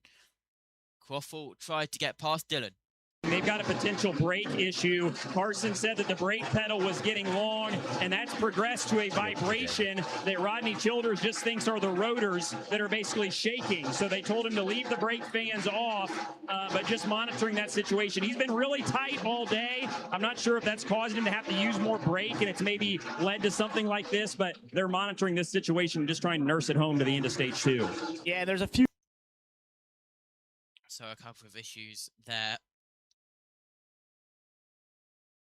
As we stay on board with the one car of Quaffle side by side. This is Allgaier and Cruz. This is for third place. Allgaier tries to get up the inside and does, as he slides up the raceway, and Cruz gets loose. Cruz loose through 3 and 4, gets it all together as Allgaier will get down the inside of a lapped car. That's 35. Back with your leader of day.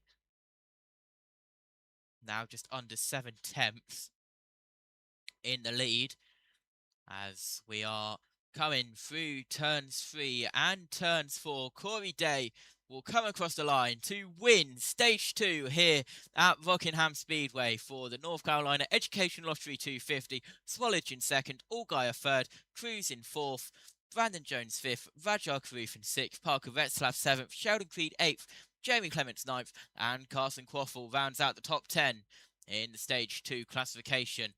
130 laps remaining, and we start Stage 3 as we'll go under caution for the stage break. Your free pass, by the way, is Yaley.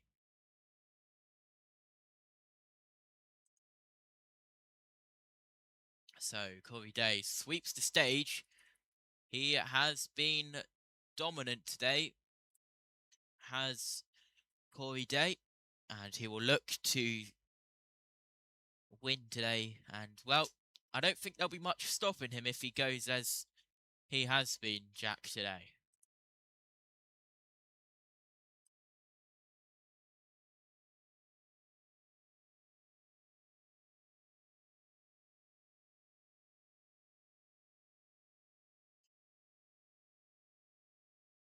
Yes, he is up into 4th. Now, on board with Cletus McFarlane, and we can tell that we're on board with Cletus McFarlane because of the NASCAR YouTube sticker. And the NASCAR admin has said, they told us there would be stickers, we didn't know there would be this many. As on his in-car camera, there are YouTube NASCAR stickers everywhere, which is quite funny to see. And even the NASCAR admin picking up on it and making a little joke about it. As I mentioned, lap 130 laps is this final stage. And, well, we said in the first stage break, he survived one stage. He's got 2 stages to survive. Now, Jack, Cletus McFarlane, he's survived 2 stages. He's got 1 stage to go. But this is more than double the 2 stages combined.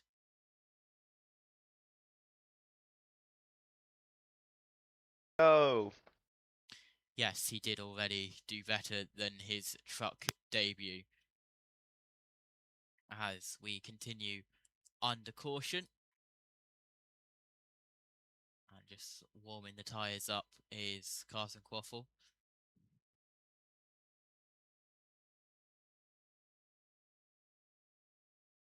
Under caution, and we will get down into pit road for the pit stops. And hopefully, if stuff works, we might be able to get some pit audio, which unfortunately has been a little bit of a premium today, since the TV picture systems have been a little bit, and they've not been wanting to work at times. But we've had pit reports from the second stage, so I am hopeful that we get the pit report for the second stage break of the day. This is our 4th caution. We've had 2 for incident, 2 stage breaks, 2 lead changes, and we are now working our 21st caution lap of 124 laps complete.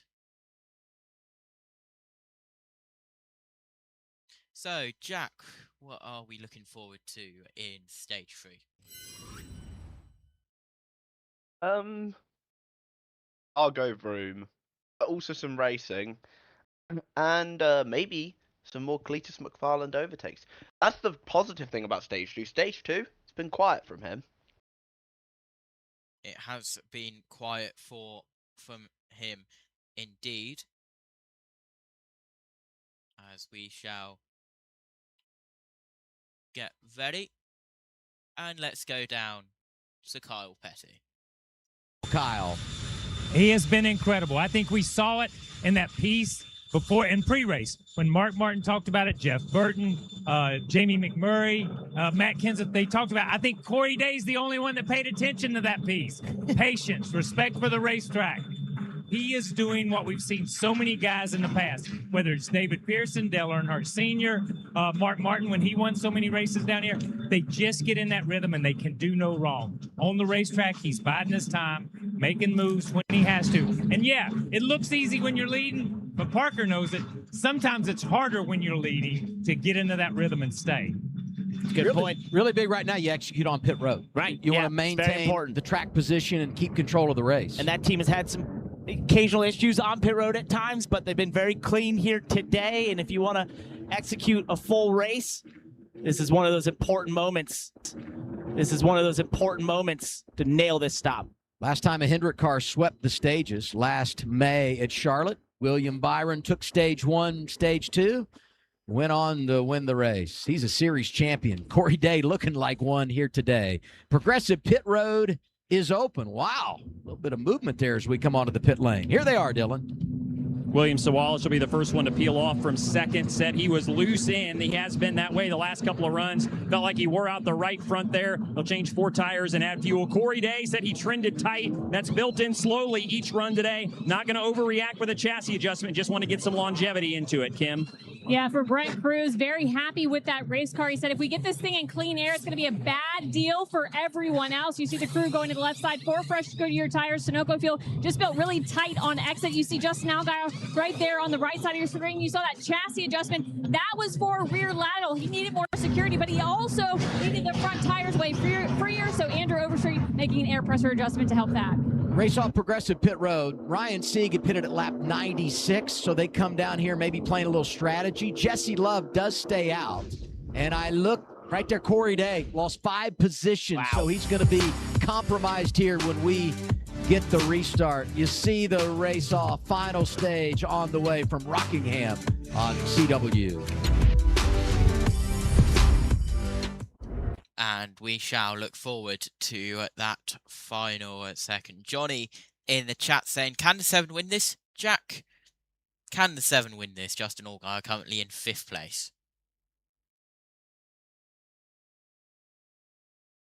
I had my mic on mute. Don't ever count Justin Allgaier out. As Sam Mayer, is it his second home on pit road? It may well be today his second home down on pit road as we get ready once again. They really like this onboard of Justin Allgaier, don't they, under caution? And when they're on ad break, there is Cletus McFarland making his pit stop. Sorry, go on. Sorry, someone just retweeted my tweet from that I made a month ago. Incredible. And incredible.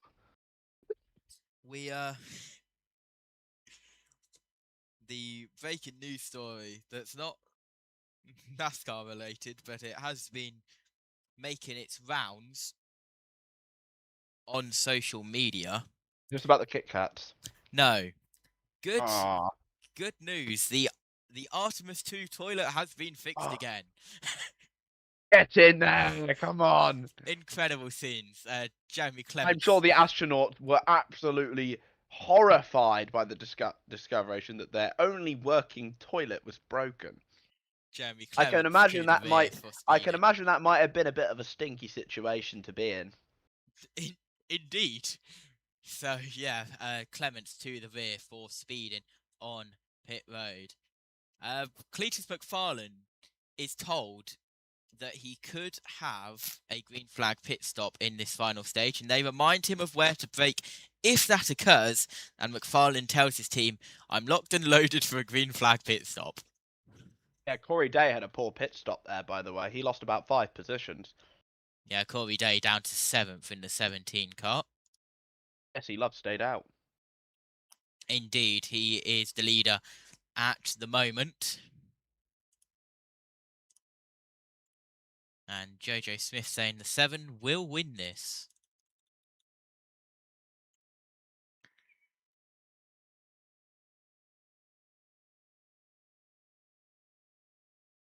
Let's see if he is a fortune teller. We shall see. Working lap 128 of 250, 122 laps to go. 4 cautions, 4 lead changes.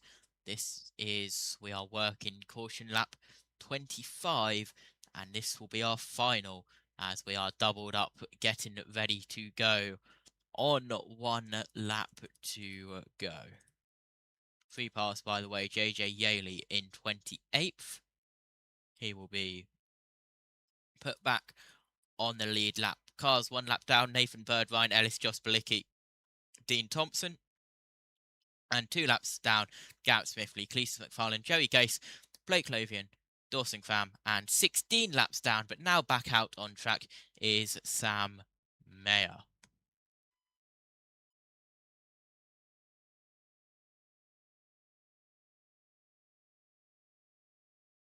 So we are 1 to go.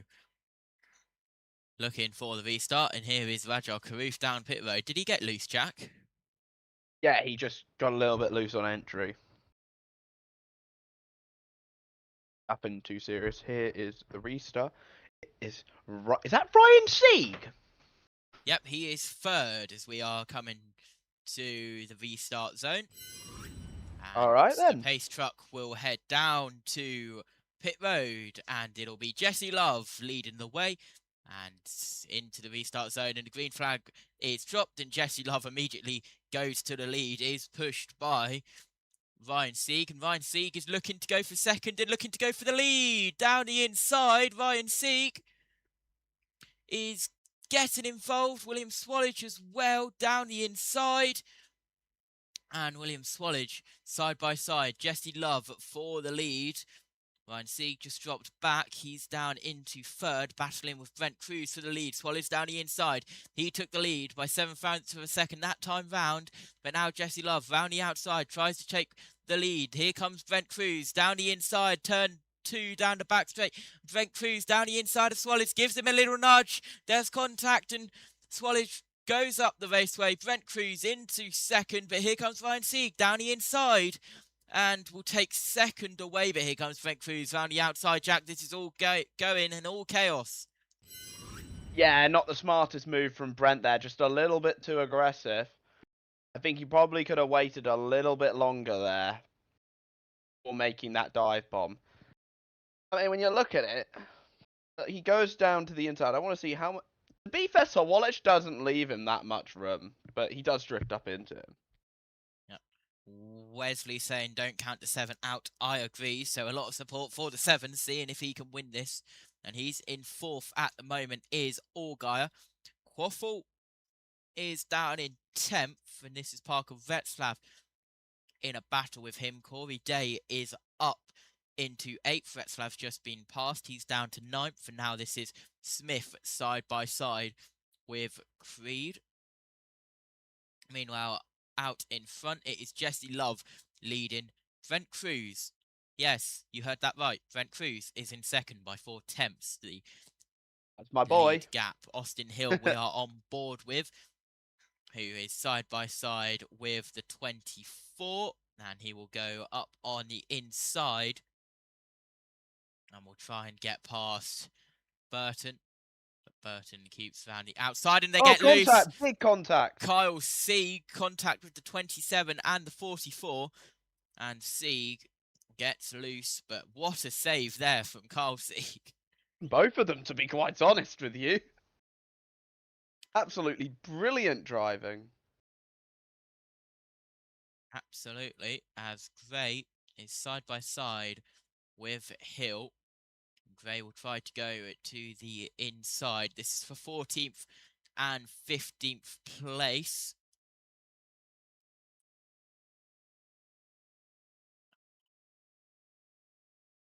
So Gray, as Clements moves up to 23rd, he's had a good lap. He's moved up 2 places, back on board with Austin Hill, looking back to Gray, and now Vetslav is trying to get past. Currently 15th is Taylor Gray, started 6th, but he had an extra pit stop in there somewhere, but he's still been running good, the 54. As Josh Balicki, by the way, he entered the pits. And he's back out on track. He's had a 1 minute, 1 second pit stop, as you can see on your screen. On board with Jesse Love.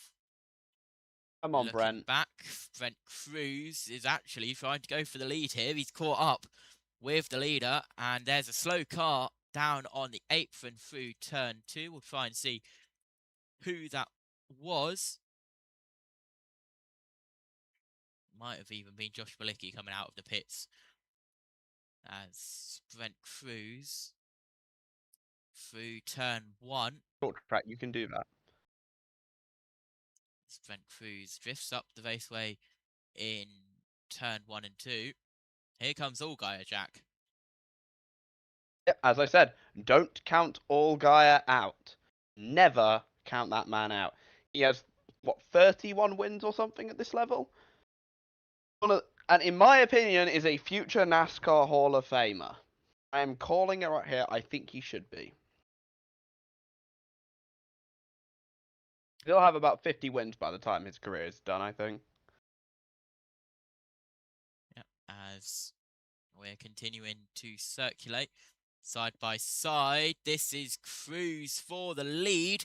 And Cruz down the inside, turn 1. He will take the lead away from Jesse Love. Brent Cruz is leading here at Rockingham. And here comes Justin Allgaier, unable to get past on Love. But the 19 to the lead. Brent Cruz will head round turns 3 and 4. And will lead a lap as side by side with Allgaier and Love across the line. Brent Cruz leads the lap here at Rockingham in the North Carolina Education Lottery 250. There's still 106 laps to go. Good move from Brent Cruz, Jack. Yeah, much less aggressive than his one on Sir Wallich that I think he'll learn from. And I think a thoroughly deserved leader, but he's going to have Allgaier catching up to him now. He might have used up his tyres, whereas Allgaier, with that experience, probably going to be able to use his tyres a bit more appropriately. That said about Brent, he did win last year's ARCA race here, and he is now leading this year's O'Reilly race here. Pits. He baby those tires to make it through the restart here and make it through the restart here and make it into the next stop. But the thing we need to note, he stopped on 96. The other cars stopped on 125. That is about a 30-lap deficit in terms of the window. He'll have to come earlier for fuel. And so what he risks is he's going to have to come earlier. You do not want to pit under green at Rockingham if you can help it. So they're going to hope for a caution. Most of the crew chiefs I talked to said said, you know, if you pit at the end of stage 2, you're going to run as long as you can into that final stage, hoping you get a caution so you don't have to pit under green. So Jesse Love, while that was a good strategy call, based on the race they've had, they will have to pit a little bit earlier if we go green before the rest of the field, Dylan. And something else to note on the Corey Day car is he's back to 9th right now. Adam Wall, the crew chief, purposely didn't make a big adjustment on that last stop because they were planning to be at the front of the field, but lost all that track position in the cycle of the pit stops, and now they're back in traffic with a car that's set up to not be in traffic. So it kind of went from bad to worse there when they lost all those spots. But obviously it's not the speed or the car handling that they had at the front of the field all day today. It's a great... Absolutely. As here's a replay, Jack, talk us through it. This is Corey Day's pit stop. This is the slow stop from Corey Day. What goes wrong here? Nothing on that side goes horrendously wrong. I think they were just a little bit slow getting those tyres off. Ah, look, it's the left rear. They were a little slow getting the left rear off. They were a little slow getting the right side. So yeah, just generally a Ferrari-style pit stop there for Corey Day. F1 reference number 2. Indeed. F1 reference number 2.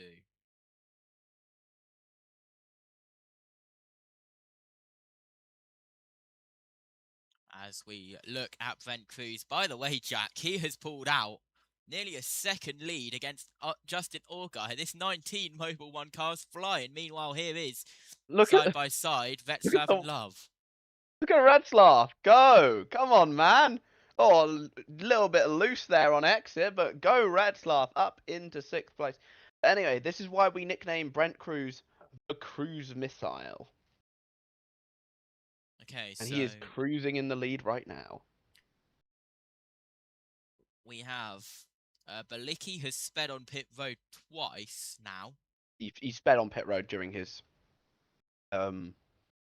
penalty. Yes. How do you even do that? In an SS green light car, no less. But then, no offense to, I think, is it Bobby Dotter who owns the team?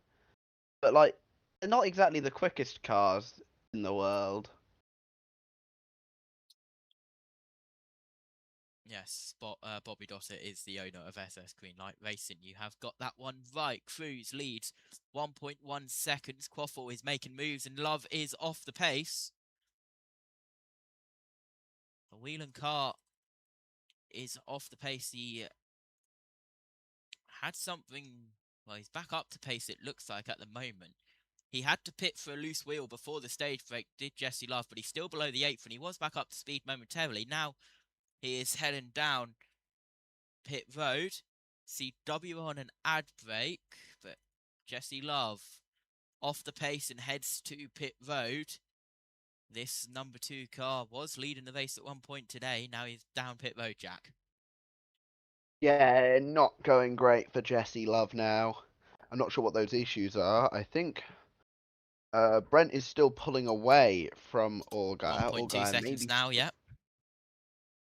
Yeah. Not been great, though, for Jesse Love, let's be honest here.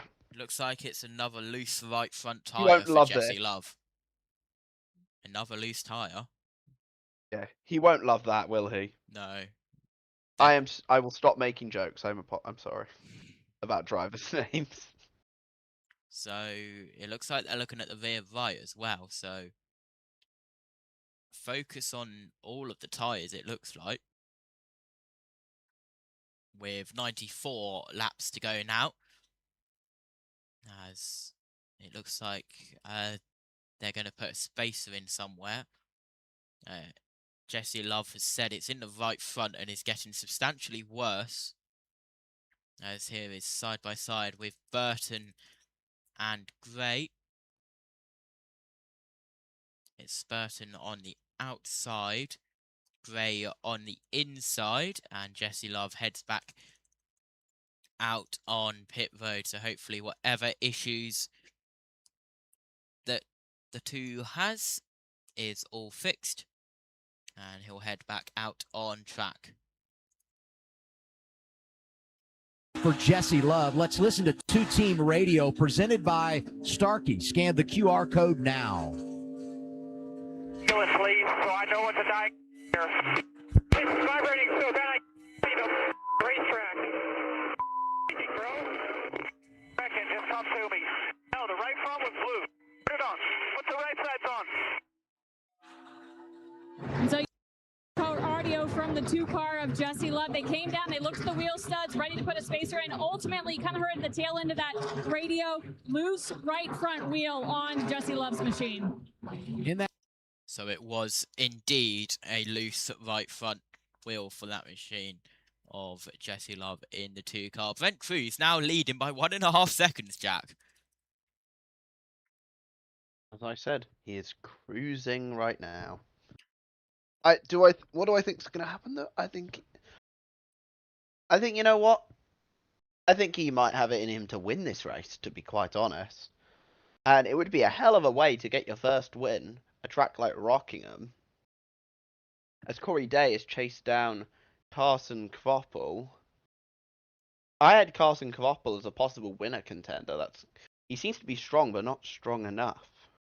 Yep, he did sweep stages 1 and 2, but has fallen off a little bit in stage 3. But he will go up the inside of Carson Quaffle and squeeze him to the outside wall of the exit of turn 4 as they come across the line to start lap 161 of 250. Still side by side. Corey Day gets loose and very nearly drifts up into the 1 of Quaffle, actually, through turn 1 and turn 2. And Quaffle keeps the position for now. Day drops back and now goes around the outside. Hello to Bob in the chat.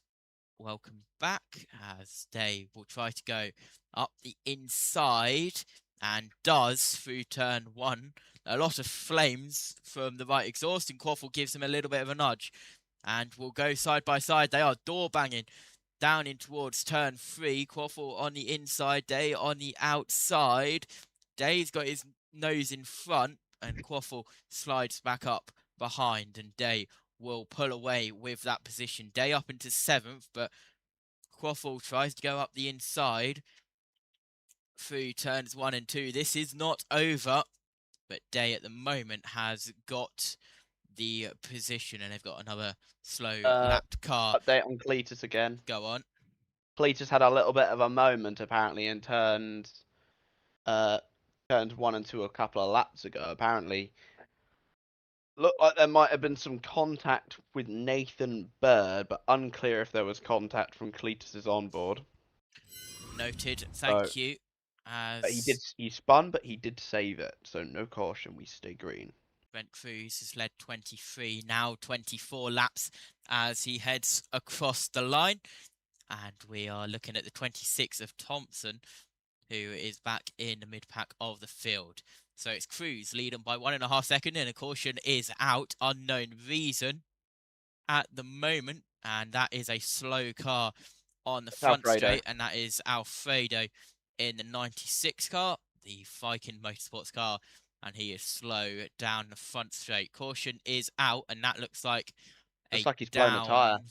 That looks like a down tyre. There are sparks from the underside of that car, maybe the front right. Also, by the way, Patrick Staropoli is being told to pick up the pace. Oh, yeah, that's not ideal, is it? His tyre's just blown. His right front tyre has just blown, and it has put debris all across the track. And that front of his race car is absolutely destroyed. Here's a replay, Jack. Talk us through it. Does he spin? Yeah, just lost it. No contact or anything, just loses it out of 4.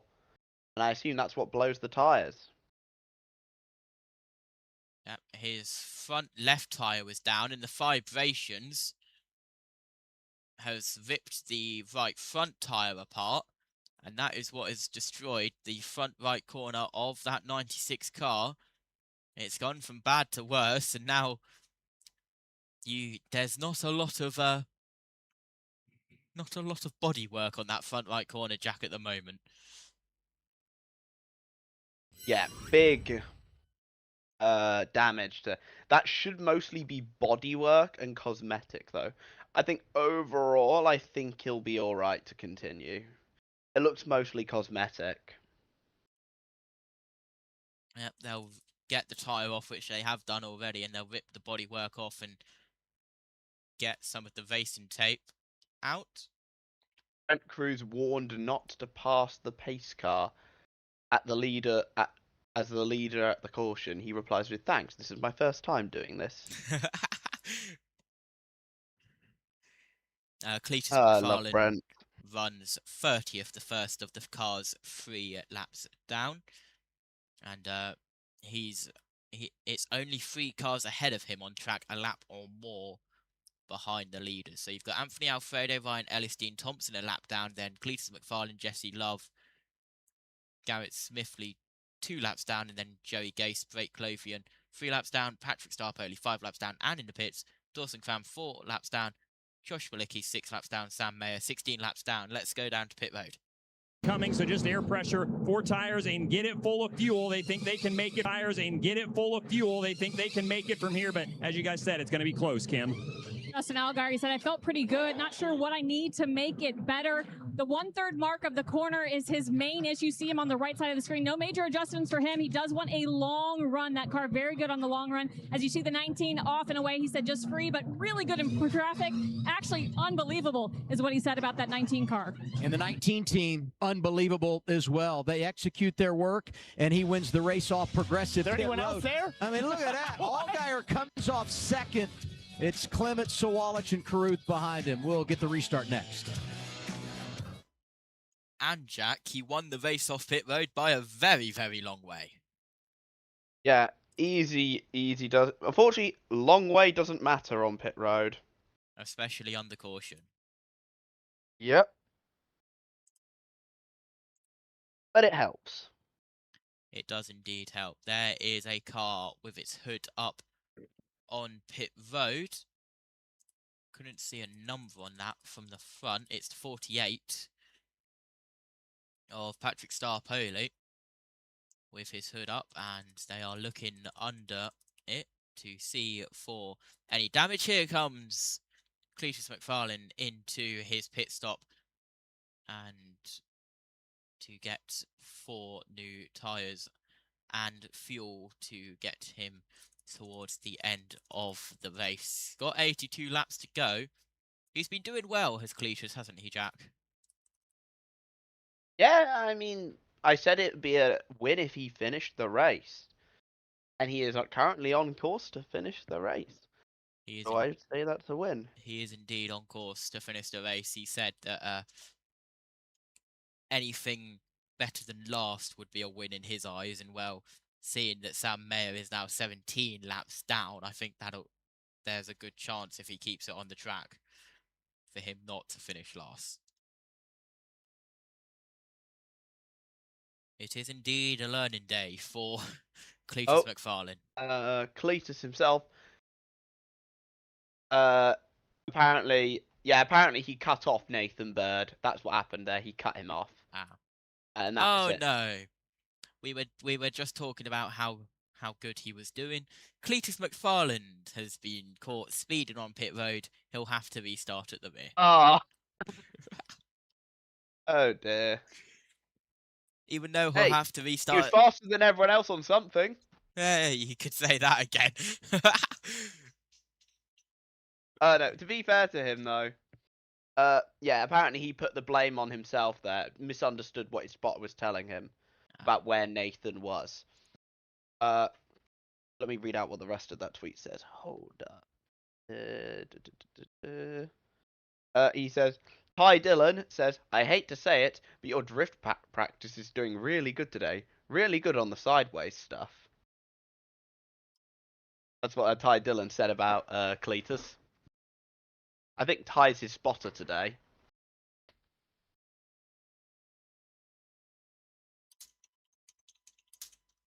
So yeah, Ty obviously ran the race yesterday in the truck series, in the 25 truck. Also, on the football, Southampton nearly just made it 2-0. Just hit the bar. What could be a giant down to pit road. You're seeing him on screen right now, who works on the 26 team. While Joe did play D1 football in college as a tight end for James Madison University, he took a different route than most former athletes in racing. Instead of going over the wall, he works as an underneath mechanic for the team. You see some of those old football shots right there, a little throwback. Well, after college, he actually worked on the ocean rescue team at Corolla Beach, so like real life Baywatch. But then at the end of 2022, wanted to do something different. He and Sam had a conversation about the race team running a second car. Sam told Joe if he wanted a spot on the team, he'd have to commit immediately. So a week or so later, Joe showed up on Sam's doorstep with a suitcase and a TV, he told me, and lived with Sam and Sam's wife for a year while learning the ropes. And Joe joked that it stinks having your big brother as a boss because he's bossy, but then he kind of said, no, it's actually great, especially because he can be a support system for Sam in a different way than if Joe did not work in racing and understand kind of the ins and outs and things that Sam goes through. And it seems like we will be going green this time by, so we will be going green with 78 laps to go. The field is in turns 3, and the pace truck will get ready to turn left into pit road, and it'll be Brent Cruz, the control car. Justin Allgaier on the outside. Brent Cruz is looking for a good start here as the pace truck heads into pit road. We're into the restart zone and the green flag is out. Brent Cruz gets a good restart. He does, but here comes Swallage up the inside. He gets an even better restart and he goes from 3rd. Now up the inside, and William Swallage to the lead. He hit the wall, Brent. He hit the wall.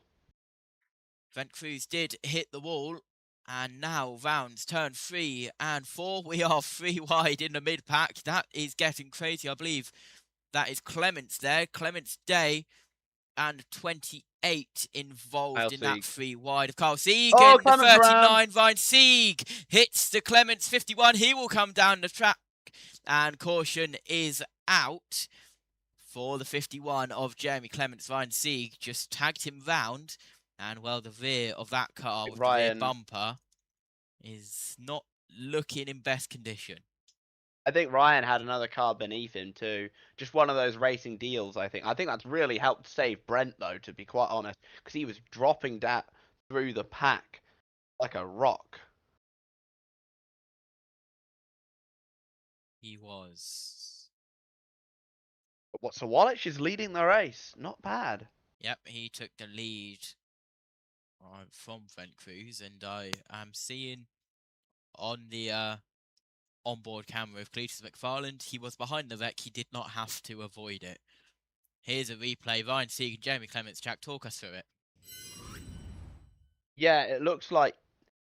I'm going to be honest with you, I don't think Ryan should be going for that move. Yeah, Ryan just dive bombs the inside of Clements in the middle lane. He does have Harrison Burton beneath him, but I'm going to be honest, I just don't think Ryan should really be going for that move. Yeah, Bob asks what happened to Sam Mayer. I didn't see that. He's been having issues all day. He has been in and out of pit road so much today. And, well, he now finds himself behind the wall, actually. So, from 17 laps down to behind the wall. And he's now 20 laps behind the wall. So, a day goes from bad to worse to even worse, and now Jeremy Clements will head down pit road, and there is Ryan Sieg. Great job. Great job, by the way, by Alex LeBay to avoid that wreck. He nearly got caught in that. Yes, and I can tell you that Sam Mayer has pitted. Let's go down to pits. He wanted, you guys reported about that 2 tires they took on that last stop after we just went under caution. Brent saying, oh, why did we take 2 tires? He took a beat and said, it's okay, we'll be okay. And then Seth Chofka, the crew chief, coming on saying, my bad. So obviously that young driver wishing he was on offense with 4 tires instead of 2 right side tires. It was an odd call. We questioned it. I don't know why you would do that, looking at the longest run of the day potentially. And just with a car that was in the lead, you've got the clean air advantage. Why compromise yourself by taking 2 tires? Top 5 with 75 laps to go. William Swallage, Brent Cruz, Justin Allgaier, Brandon Jones, Sheldon Creed, caution number 6 at Rockingham.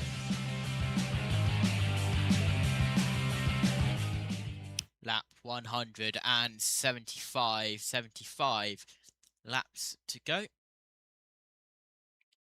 As we're still under caution for the incident between Ryan Sieg and Jeremy Clements. Jeremy Clements is under the DVP clock, by the way. It has come up on my screen.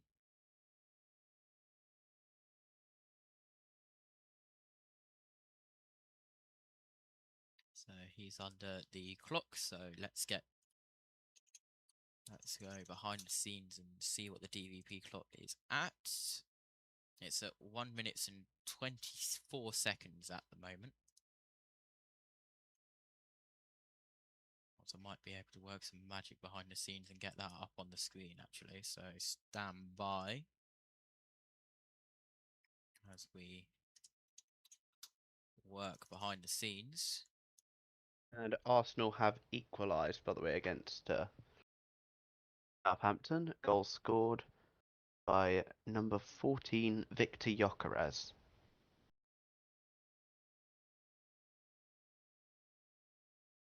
So here comes Corey Day down into pit road. And he'll just get a top off on fuel and he will leave.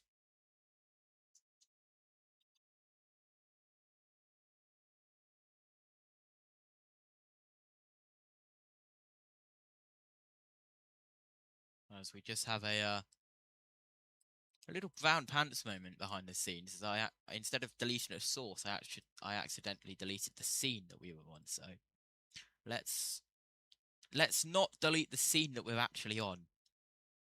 But luckily, I think we're all good. Incredible scenes behind us. Incredible scenes behind the scenes. That is so easy to say. Not. As I know by the time I get this DVP clock up and working that he will no longer be behind the wall on the DVP clock, because that's probably how it'll go.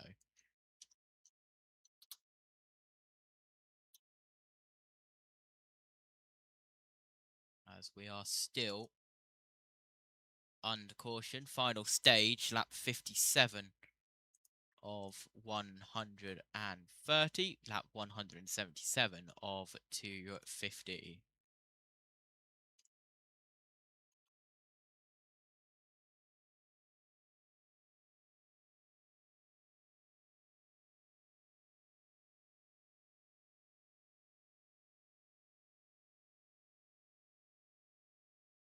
So, as we work under caution here at Rockingham Speedway for the North Carolina Education Lottery at 250. William Swallage is your leader, Brent Cruz is second, Justin Allgaier is third, Brandon Jones is fourth, Sheldon Creed is fifth, Taylor Gray is sixth, Bajar Karuf is seventh, Carson Quaffle eighth, Parker Retzlaff is ninth, and rounding out the top 10 is Austin Hill. If I click that button and I click that button, I will just move that out. Some incredible behind the scenes work. I click that button, there is Jeremy Clements' DVP clock, and well, he's back out on track actually, but he's got a long line of tape or something hanging out the back of his racetrack. Okay. What we have just seen there is Jeremy Clements go out on track and exit his pit box while the pit crew were still working on his car, adding racing tape. Incredible scenes, Jack. Indeed. Hold on, be right back. I need to hop off for a second. As Corey Day is currently circulating, as we will get ready to come back going to the green. And what a surprise, as I said earlier, as soon as I get the DVP clock up and running, Jeremy Clements heads back out on track. I did call that would happen, didn't I?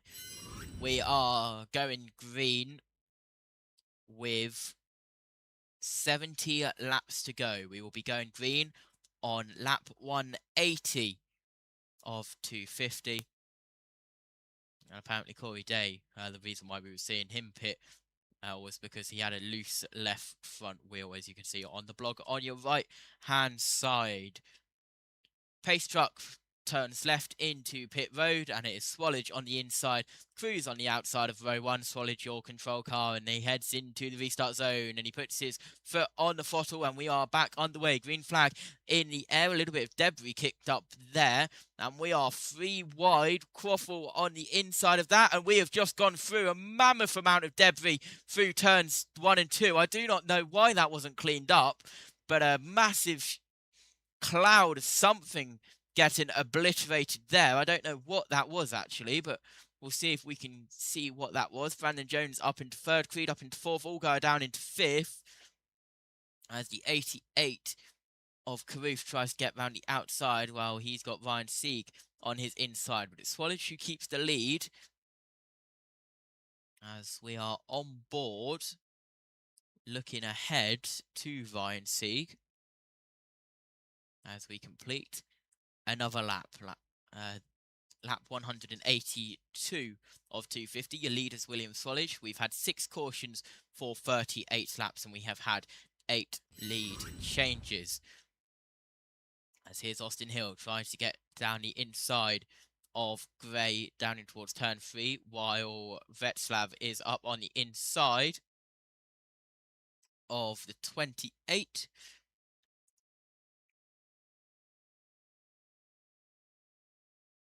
Carruth is getting passed by Vetslav, and Vetslav down now outside of the top 10.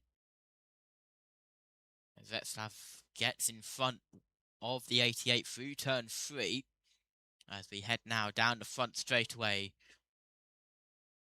This is battle for 11th and 12th. Ryan Sieg straight up the inside of Carruth. Ryan Sieg getting very close to the 88. No contact made, but there was very nearly contact made. As we head now down in towards turn 3 and turn 4.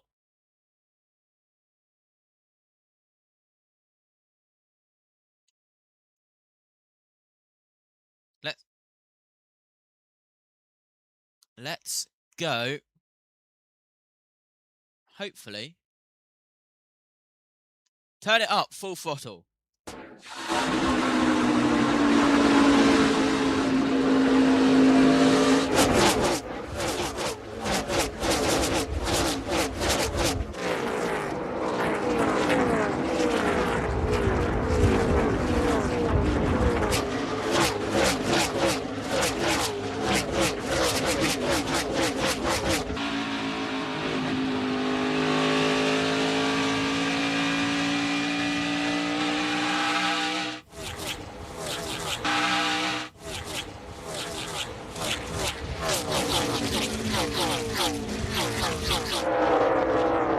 CW. Full throttle there with the raw noise of the cars, as we are 61 laps to go.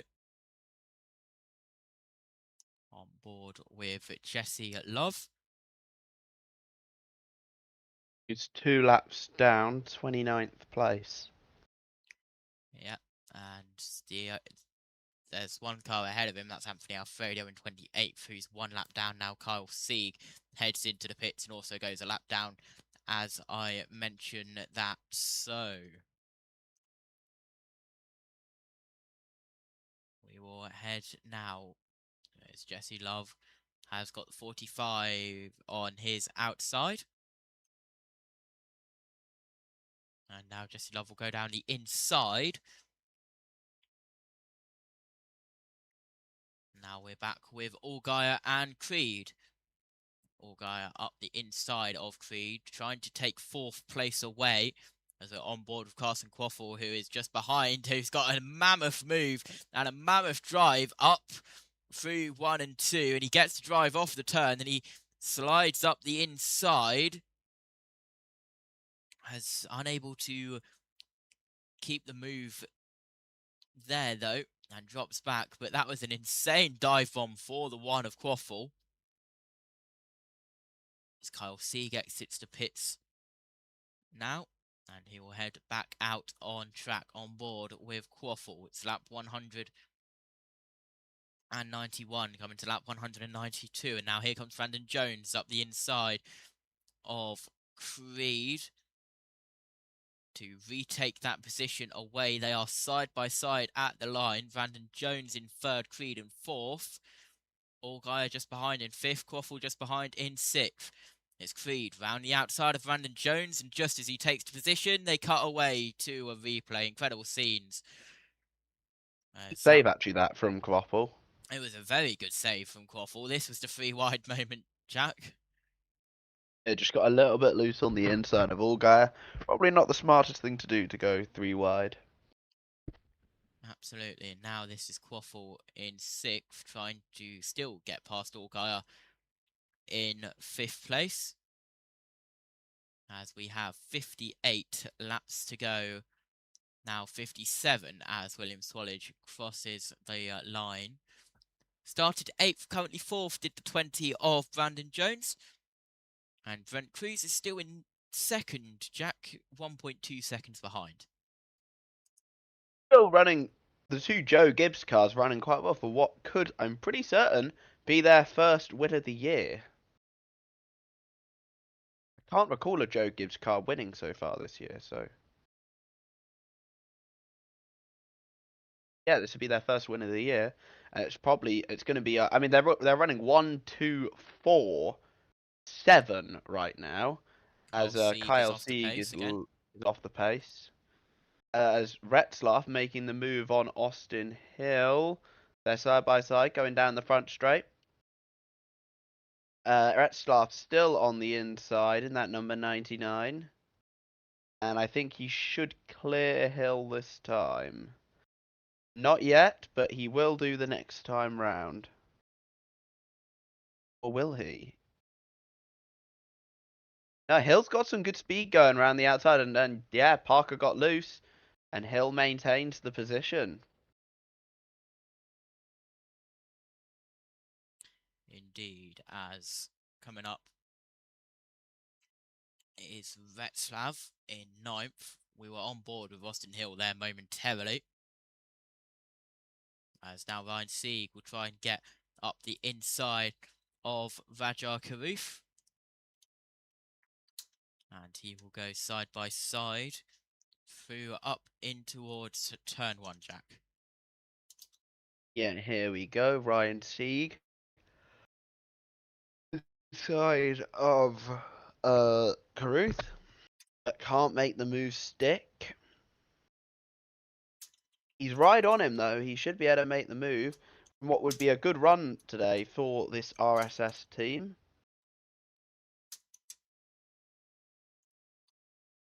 As they approach the lapped car there of Dawson Cram. And Ryan Sieg might be able to make the move probably at the next 2 corners. I don't think he's making the move just yet. But the difference is that Hendrick car is a lot faster on the straights, from what I can tell. Looks like Raja is getting much better exits than Ryan is. Yeah, and Jack, it's been a while into this race until we've been able to do this. As I'll pause as Ryan Sieg dives up the inside of Karoof, unable to make it stick for now as Karoof gets to drive. Meanwhile, Ryan Sieg actually was able to try and keep side by side. Rajar Karoof, watch out. Ryan Sieg has a history today of spinning people around as they're still side by side through 1 and 2, and Karoof keeps the position up in 10th. Yes, it's been a while, Jax, in this race since we've been able to do this. It's time for our traditional NASCAR chasm mention. It looks like that the 96 was weed whacking his own car. True. That's actually kind of true. As we are on board with Cleveland McFarlane, he's up to 31st now, Jack. Yeah, just got ahead of Blake Lothian in the Joey Gase car. So running well here so far for Cletus. And as I said, I think him finishing would be a win. Indeed.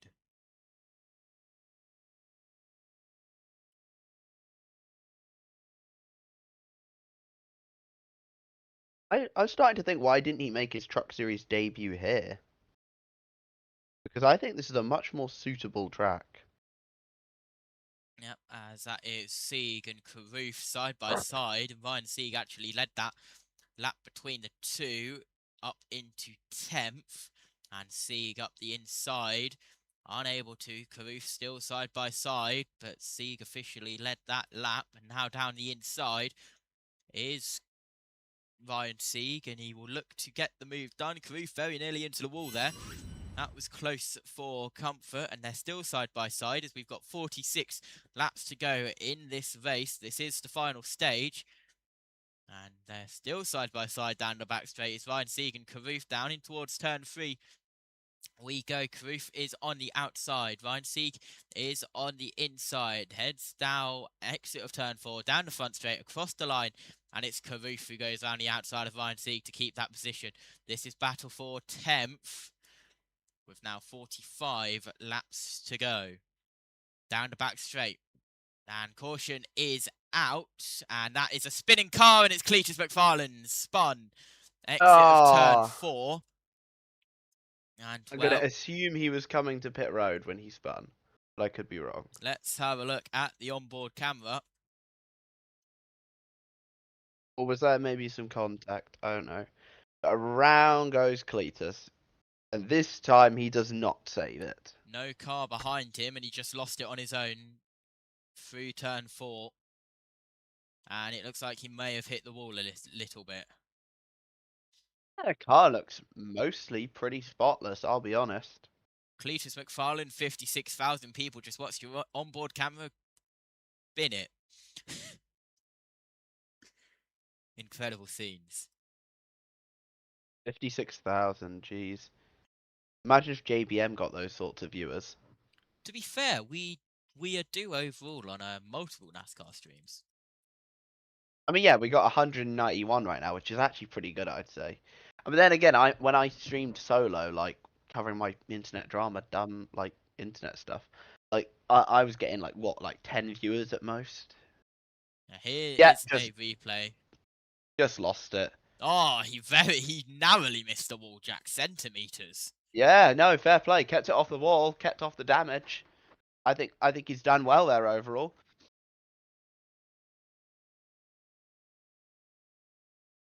Oh, that was close. Narrowly kept it off the wall. Car's still undamaged. Very good save from Cletus McFarlane in the circumstances. Squirrel McNutt, his friend, who was in the ARCA race with him today, got 9th. Squirrel McNutt did. Also, Southampton have just retaken the lead. I'm very happy about. Free pass is Jeremy Clements, who had incident earlier on. Cletus McFarlane heads to pit road. He's got a tyre mark on his right-hand side, by the way, actually, if you're watching along with us. So if you're just listening along, well, then he does have a tyre mark on his right-hand side. He has been tyre banging with someone here at the Rock. 42 laps to go. We are working lap 208 of 250, and Cletus McFarlane will get new tyres and head back out there. Other cars coming down pit road: Dawson Pham, JJ Yaley, Josh Williams, Jeb Burton, and Jeremy Clements, who is also the free pass, as I mentioned a couple of moments ago. Cletus McFarlane now heads back out on to track and will retake his position out on the track. Sam Mayer is still behind the wall, by the way. He is now 55 laps down.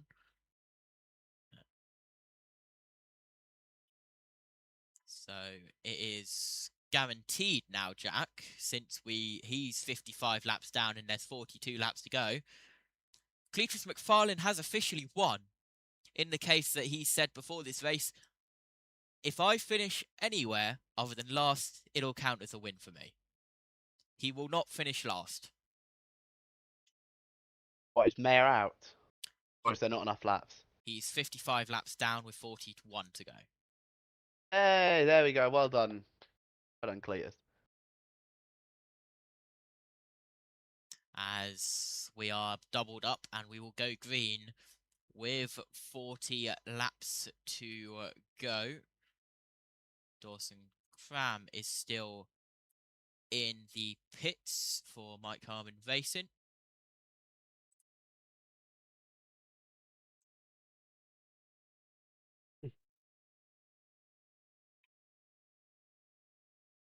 As we head now down the back straightaway and in towards turns 3 and 4, and well, we're coming into turn 3, coming to the restart, and we might not be going here because the 28 has stopped on the front straight. We are going to turn the lights back on, and we are going to have another lap or two of yellow. We are not going this time. Kyle C. stalled on the front straight away.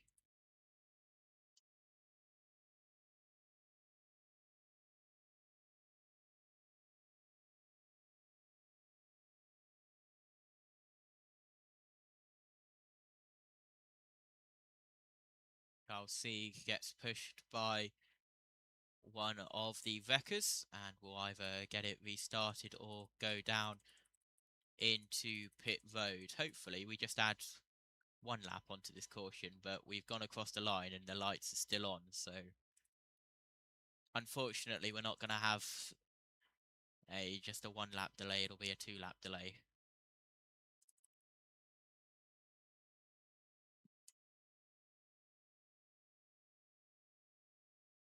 So we should...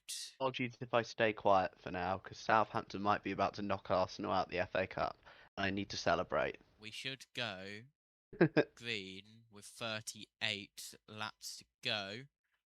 Have they turned the lights off in turns 3?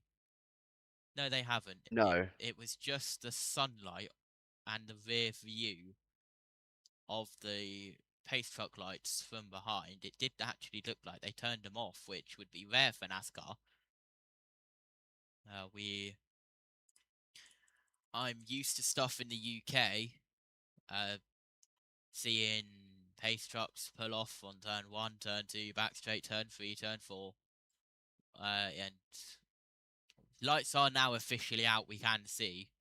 So we are on 1 to go.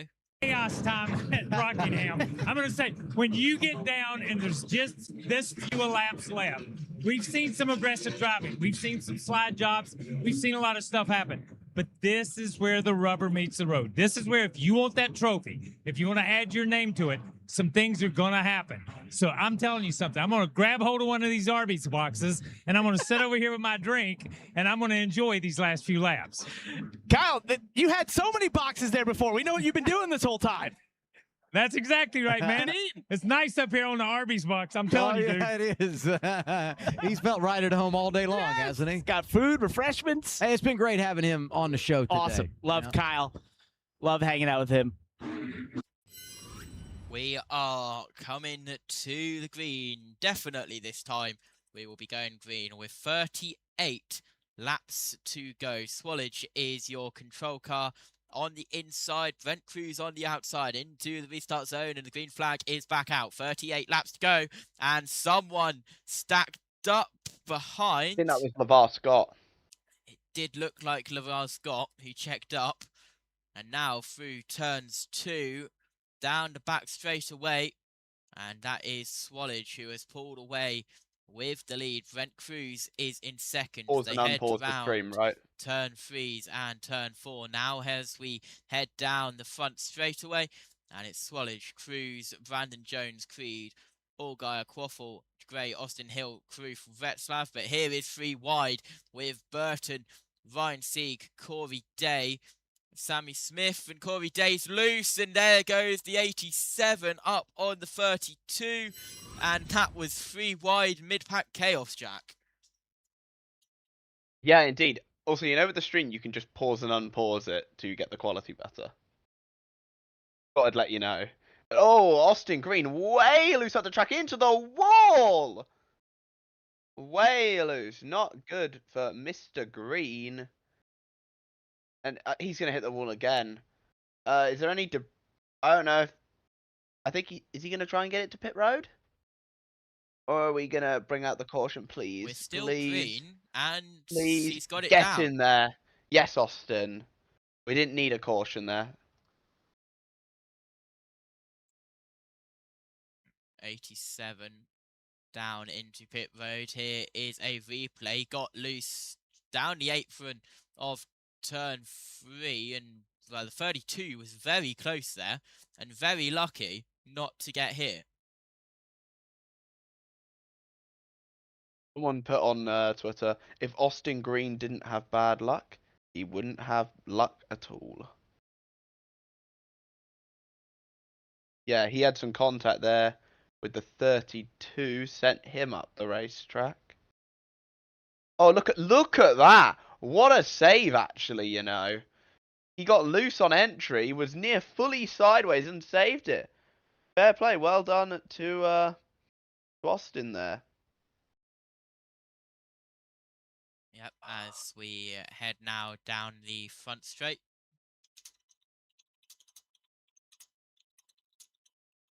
Kim. Yeah, and he radioed it. Felt a little bit weird. He thinks he might have a tire going down. Hasn't said anything since, so it's something we'll keep an eye on. Oh, yeah. He just got... Indeed, as we head down in towards turn 3 and turn 4, Swallage has now got a 2-second lead over Brandon Jones, who is in second. And we look at Brent Cruz, who's dropped down into 5th place, and now he could drop down into 6th as he's got Gray up his inside. Side by side is Gray and Cruz. And Gray slides up through turn 3 and gets past Cruz. So does Quaffle. Cruz is down 2, now down in towards 7th, and it looked like he was bouncing a little bit through turn 3 and turn 4.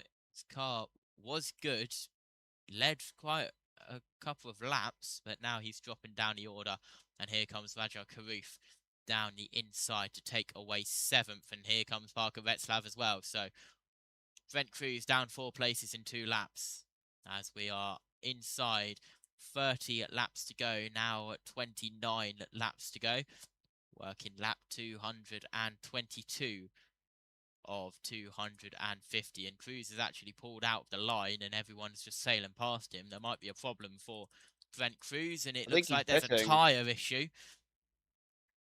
So Brent Cruz, with a possible tyre issue, heads down Mayor into pit done road. for the day. Mayor done for the day. Engine.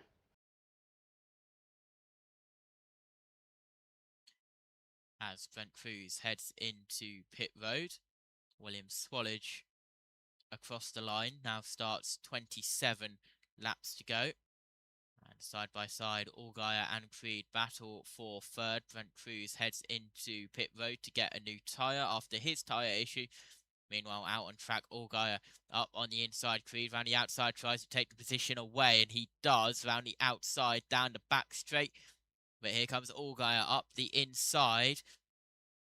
Battle for 3rd this is, and Creed takes the position. I don't want a full screen of a tyre on pit wall. I want a full screen of this incredible battle we have out on track as Creed has taken the position away. It looked like Allgaier was able to get back, but he wasn't able to as he dives down to the inside of turn 3. Side by side, very nearly, but not able to do anything of it.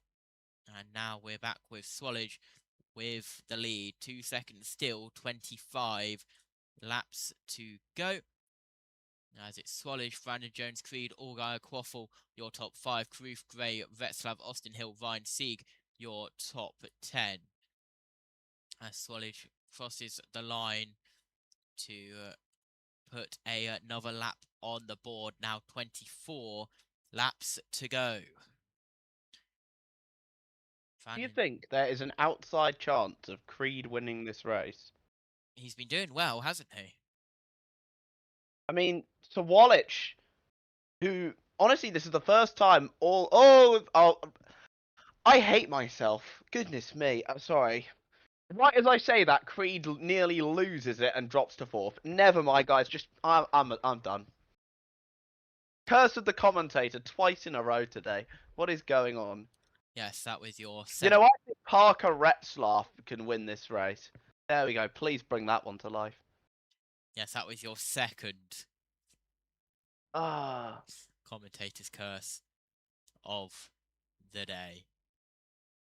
As we are on board now, 22 laps to go, back with Creed. Here is a replay. He was in towards turn 3 and he just got loose, drove up the racetrack and very nearly hit the wall, got up into the dust. And was lucky to keep it off the wall with Creed, actually. As he is now back into 4th position. And it's still Swallage in front, but he's only got a 1.5 second lead instead of a 2-second lead. It has closed. As we are 21 laps to go. And I'll this see is to the Swallage. garage with a mechanical issue. Yeah, not surprised. He did stall coming to the restart. So that was Swallage straight up the inside of a lapped car. As he... Full time, by the way. Yep, Southampton have knocked Arsenal out of the FA Cup. the 07 was the lapped car that he just lapped. And now Swallage, 1.5 seconds still in the lead.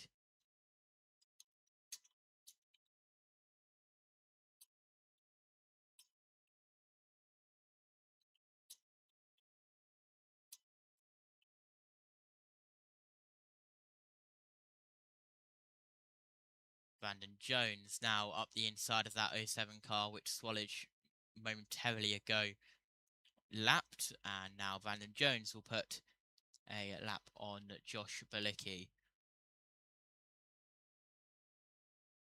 As we are 18 laps to go here at Rockingham for the North Carolina Education Lottery 250, as Brandon Jones is catching Swallage every now and again.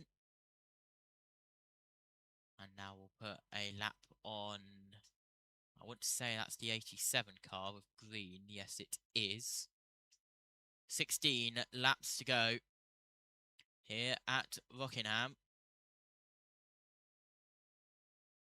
And it's all calmed down a little bit for now, but of course, as soon as I say that, it'll go all crazy and all kick Hang off. on. It normally does.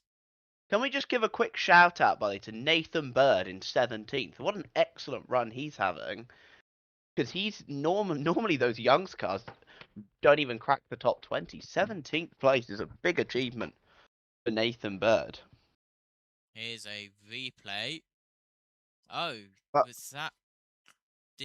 That was Bird earlier, I think. Cletus himself took the blame, though, said he chopped down.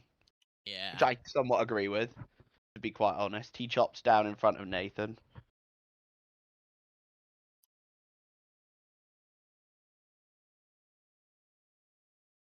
Swallage now with a 1.6 second lead. We'll head He's going to win this, you know. Quite possibly, yeah. 14 laps to go, now coming to 13 laps to go.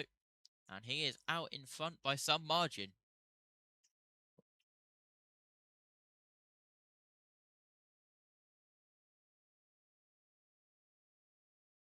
And now he's on the this Brandon Jones on the back of the 55. Of course, he spun earlier on. Blake Lovian just lost it in turn 2. And now we are back with William Swallage. It's around half a turn. The gap, 1.5 seconds if you look at it. Now 1.8 seconds as the gap increases and updates as they go across the line. Here's Austin Hill round the outside of Ryan Sieg. Ryan Sieg up the inside trying to take 9th place away. Oh, that was Austin Hill, by the way, actually, who got into Cletus. Not Nathan Bird. That was earlier. And yeah, maybe Cletus. No, I'm gonna change my opinion. I think Hill kind of nearly spinned him out. You haven't had the true O'Reilly Auto Parts racing experience, as Eric Estep said, unless you have been spun by Austin Hill. And he has indeed technically been spun by Austin Hill, and that was his first moment of the race around 5 laps in. So it was quite an early experience gained from Cletus McFarland. He's currently running 32nd, 5 laps down.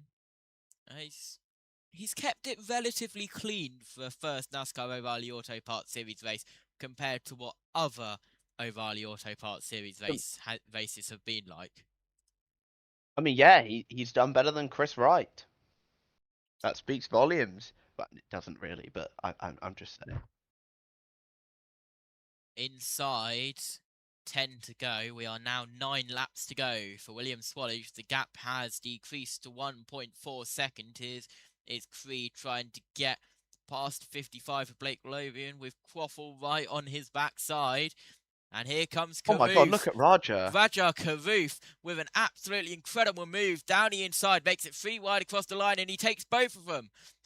Raja, take a bow, mate. That is impressive. Up into 4th place. He's really come out of nowhere. I've got a question, though. Is anyone here tight on fuel? Because maybe we might start to see a few sputter out. And also, by the way, out of the race, Kyle Sieg Electrical.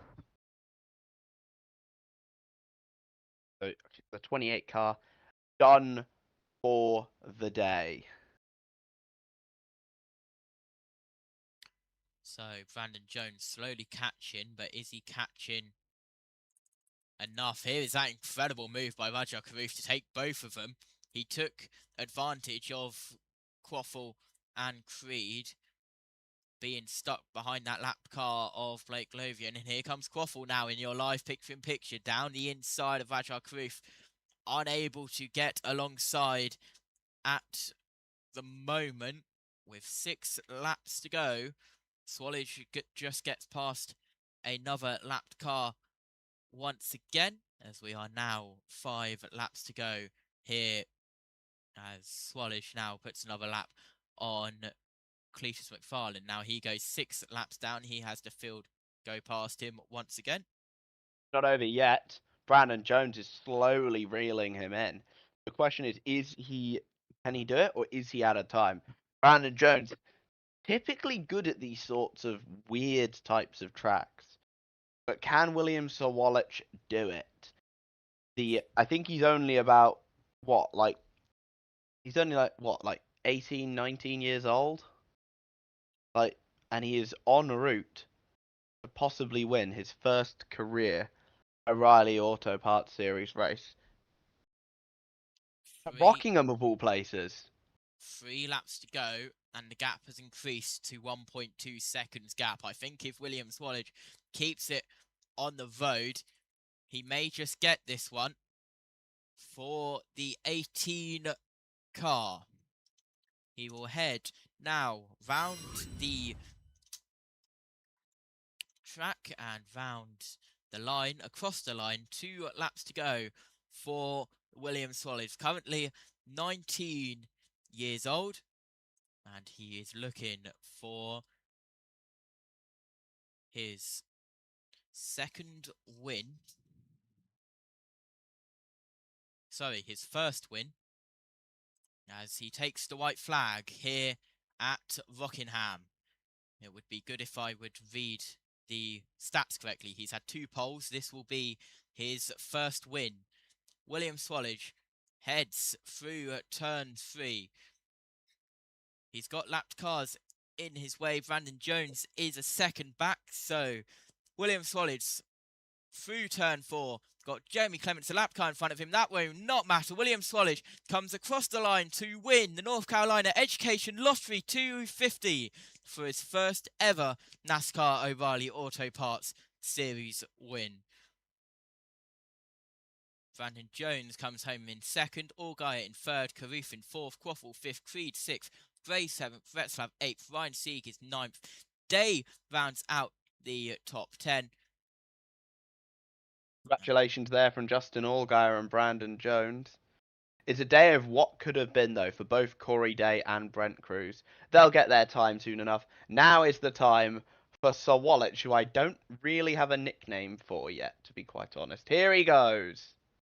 He will burn it out on the front straightaway. His first career victory, as I mentioned, of course, he won the Arkham Series East Championship in 2023 and 2024. And now, here in 2026, he gets his first NASCAR O'Reilly Auto Parts Series career victory.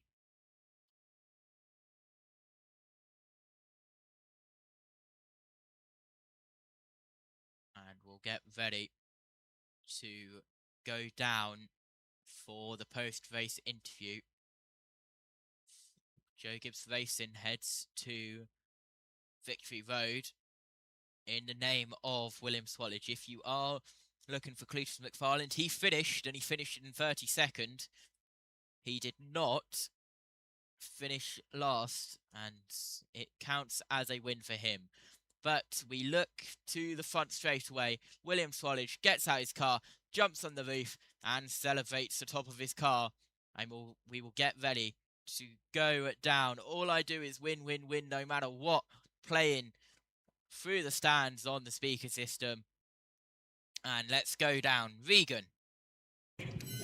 Throughout the first year and a quarter or so of this guy's O'Reilly Auto Parts Series career, and knew that it would come together eventually, and they were confident it could be today, and they delivered on that promise. Here's Mom in for a hug. Mom in for a hug.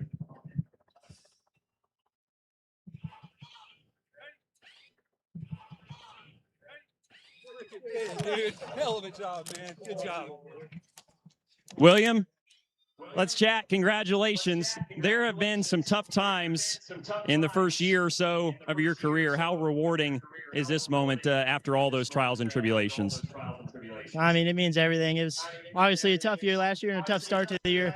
This year, they were here with me through everything and my family.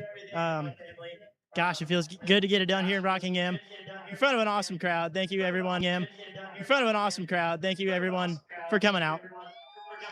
Our sound gear, GR Super, was on rails today, obviously. Good in stage 1, stage 2, and obviously amazing in clean air. The lap traffic, the last closing laps, what were you trying to just remind yourself of to just be as efficient as you could getting through that to hold off the 20?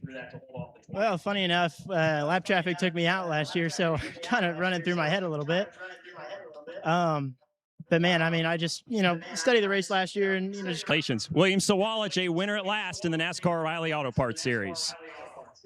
How many times do you see it? It takes a while to get that first win. Here it's 42 starts, but once you get one, confidence is there and the floodgates open. If you can win here, you can do it anywhere. Definitely, in the fashion that he did it there, really nailing the restarts, staying competitive throughout the whole race and up front the whole time. You saw Brent Cruz come in there, dap him up a little bit, say congratulations. So it's such a cool moment to get your first win. It's so big. You work so hard for this, and through all the he went through last year to get it here at the Rock.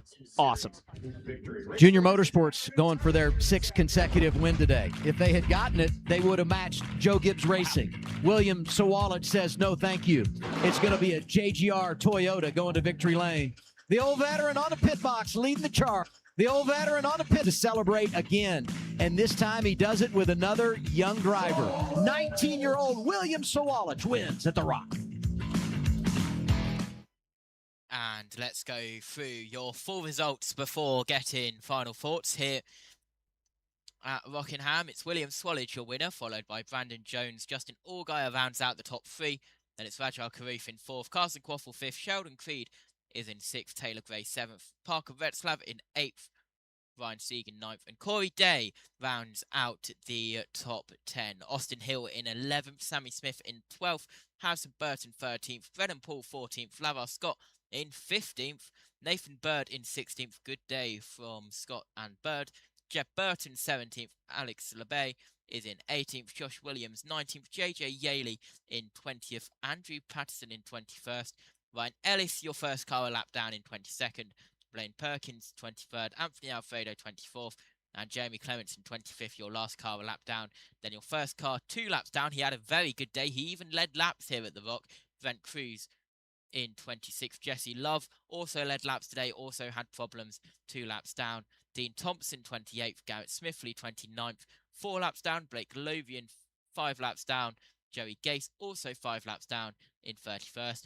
Then finishing 6 laps down, 33 of Cletus McFarlane finished 32nd. We'll see if we can get a word from him, depending on what CW's plans are.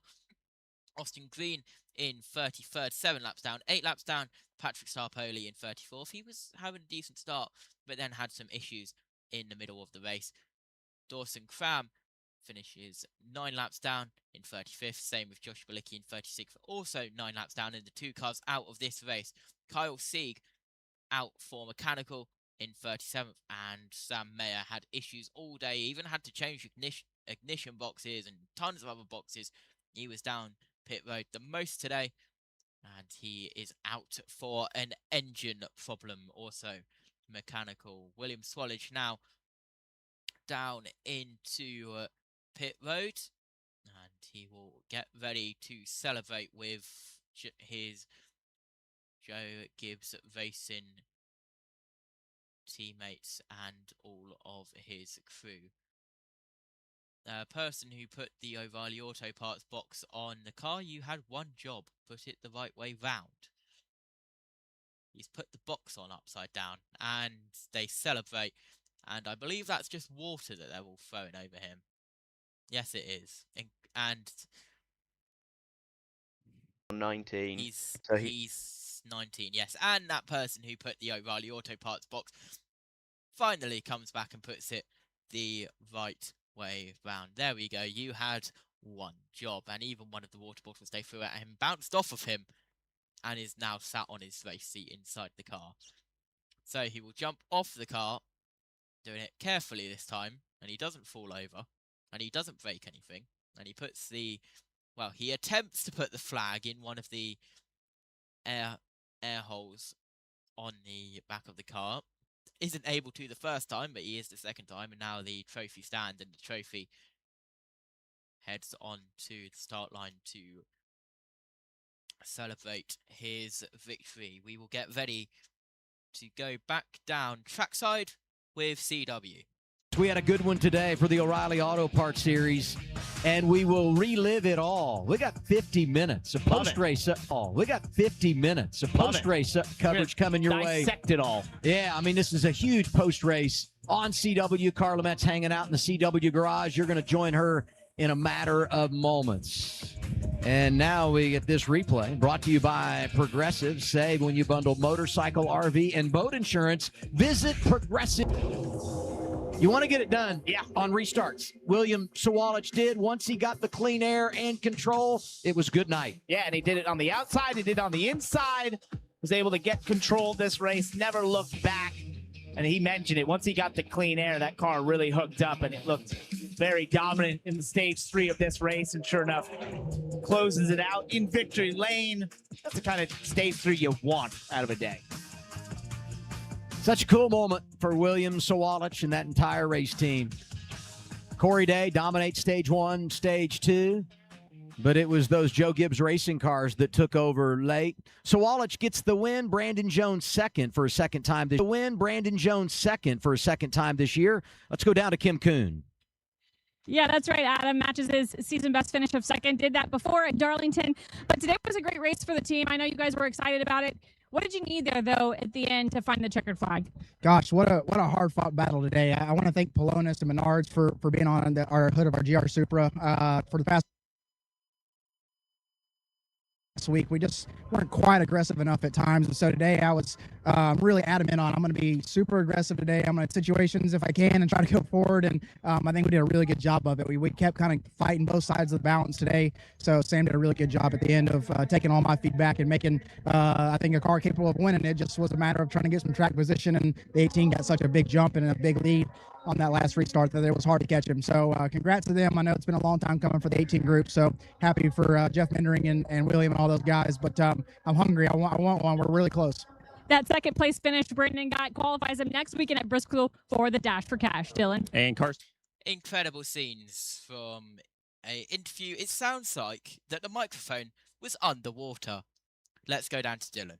Run even better than fifth, but just hard to kind of get up there. Yeah, it was. When we got shuffled back there in stage one on that restart, I knew it was going to be a really, really deep hole to climb out of, and it definitely was. It just seemed like all day we could never make big leaps on making it better, but at the same time, the car really wasn't that bad. It was, I mean, just a little bit off maybe here or there, and the biggest thing, and I even told the guys in stage three, I thought that, I mean, if we were in the top three or leading the race, I feel like it'd be good enough to stay there and control the race. It's just 30 air is so big. So it's definitely an excuse, you could say, but it's a top 5 run and to give us a top 5 run. And I wasn't really too sure if we were going to get back to top 5 whenever we got shuffled back and got running through stage 2. But great job by the pit crew and everyone all day. We fought really hard and really used our stuff up, but we came home with a good finish. Going to Bristol next week, a place I know you like as well. You'll be in the 9 car, but what are your expectations for next week? Yeah, I mean, I feel like Bristol for me is if I don't run top 3, it's kind of disappointing. So that's a place where I'm really looking forward to going to, and it's one of my favorites, if not my favorite. And I feel like we always, I feel like I just get around there pretty good. All right, thanks, Carson. Top 5 today for the 1 team. One of 3 junior motorsports cars inside the top 5. Allgaier was 3rd. Raja Caruth with that late run got to 4th. How about this? For Joe Gibbs Racing, that's 46 1-2 finishes for that group. Well, yeah, they've been dominant in this series for a very long time, and at the pointy end of it, it seemed there. I like. Absolutely. So, of course, the Dash for Cash qualifier. This was your top 4 go into the Dash for Cash round 1 at Bristol. William Swallish, Brandon Jones, Justin Allgaier, and Raja Caruth are your 4 Dash for Cash competitors. The highest finisher of the quartet at Bristol collects a $100,000 prize and automatically qualifies for the next Dash for Cash race. The next 3 highest finishing O'Reilly Series regulars in the race at Bristol also qualify to participate in the next Dash for Cash race. It was a good race here at Rockingham. We shall look forward to Bristol next time and next week, where we will have the return of the NASCAR Cup Series and also the NASCAR Truck Series will be there as well. Once again, for us on the JB Motorsports Network, it's the only thing on for us next week. With everything happening. So it is only the NASCAR trio that we have due to everything happening with Bahrain and stuff like that in Saudi in the F1 world. But let's go down trackside for another interview. Giving that up. I felt like that was kind of the difference maker for our race, but really proud of Andrew Overstreet, everybody on our Jerry Logistics Chevrolet. I thought we executed really well, just came up short at the end. Pass kind of once the tires got hot, and I was having a little bit got hot, and I was having a little bit of trouble, being able to navigate that. So I thought we did a really good job. Just disappointed in the day, but proud of William. Hats off to those guys. Great for him, and happy Easter, everybody that celebrates Easter. It's it's obviously a very important weekend, and cool to be able to. We'll go back. We are in the O'Reilly Series Dash for Cash next week at Bristol, so that's a great thing, and go hopefully have some fun next week. What can you guys get done at Bristol? Well, I mean, I love that place. It's one of my favorites for sure, and I feel like we've had a really good base setup that's worked really good there for a number of years. So, hopefully we can go there and have equal as much success. But I know that the 20 and the 18 and the 88 are all going to be really tough there. So we just got to go execute again, and we'll have a great shot at it. That's your points leader, Justin Elgar. We are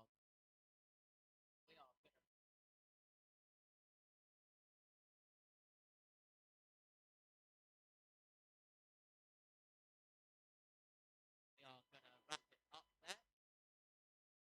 I can barely hear you, by the way. Okay, so we'll wrap it up here. Justin Allgaier going to lead the point.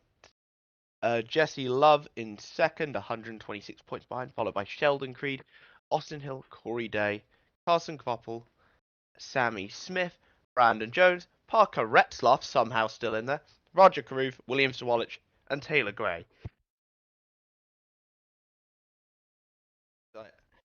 I just had to sneeze. And hopefully, you guys can hear me again. I have no idea what happened. Yeah, I had to adjust my headphones. I can hear you now. I have no idea what happened there. Apologies for that. I can still see my microphone having issues, so I'm going to say goodbye. So long. No idea what's happening with my microphone. Join us for NASCAR at Bristol next week.